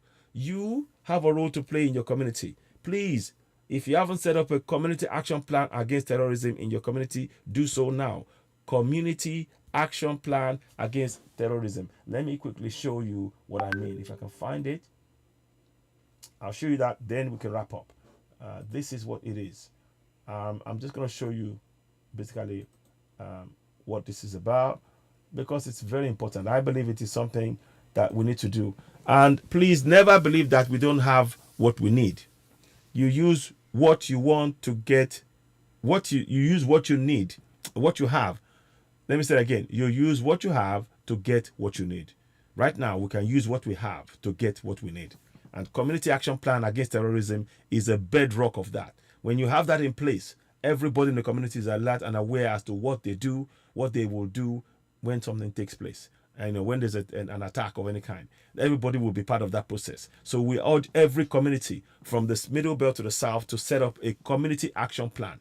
Because the terrorism, the attacks and the killings, you've had the police officer, as soon as they arrest or arrest any Boko Haram terrorist, they get a call from them and they hand them to their superiors, and next minute those terrorists are sent back again, attacking the same military men, and that may or possibly killing them because they're getting more firepower. So right now, you cannot trust the army, you cannot trust the police. You need to depend on each other as a community. Coming together as a community and having a community action plan against terrorism is the best way to guarantee your safety, the safety of many of you in your community. We need that to continue strongly. So that's the message I want to leave as we're going now.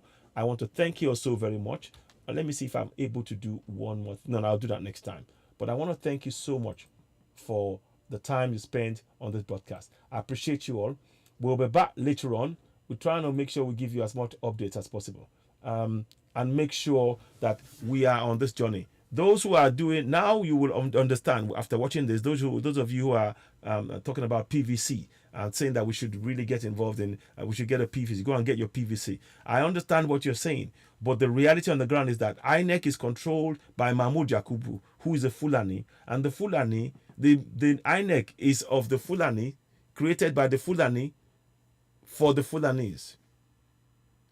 INEC created of the Fulani, for the Fulani, by the Fulani. INEC created of the Fulani, by the Fulani, for the Fulani. You and I, as indigenous people, in their eyes, we are second-class citizens. So to support One Nigeria is to support your continued oppression. To support One Nigeria is to support your continued oppression. And we need to stop this oppression. We can do together collectively. I'm talking about Middle Belt, Southwest, Southeast. We need to unite, build a solid unity among ourselves, and begin to protect ourselves. Because there's no protection. The government they've recruited into the army 35,000 terrorists that they said have repented. How come it is that when the army catches this terrorist and the superiors release them, they come back again and attacking? These are the same people that they're pardoning, and they're attacking us. We need to wake up. That is the evidence. That was why Major Undiayede took his own life, because they kept doing this and he had to put a stop, because these guys were a real threat. And that is why you need to know that One Nigeria is a fraud. So please, if you're watching the broadcast, please do share, and share. I'll be back later on. If I get any more updates, I have had some talk about something going on in Oyo State, but I've not seen the confirmation.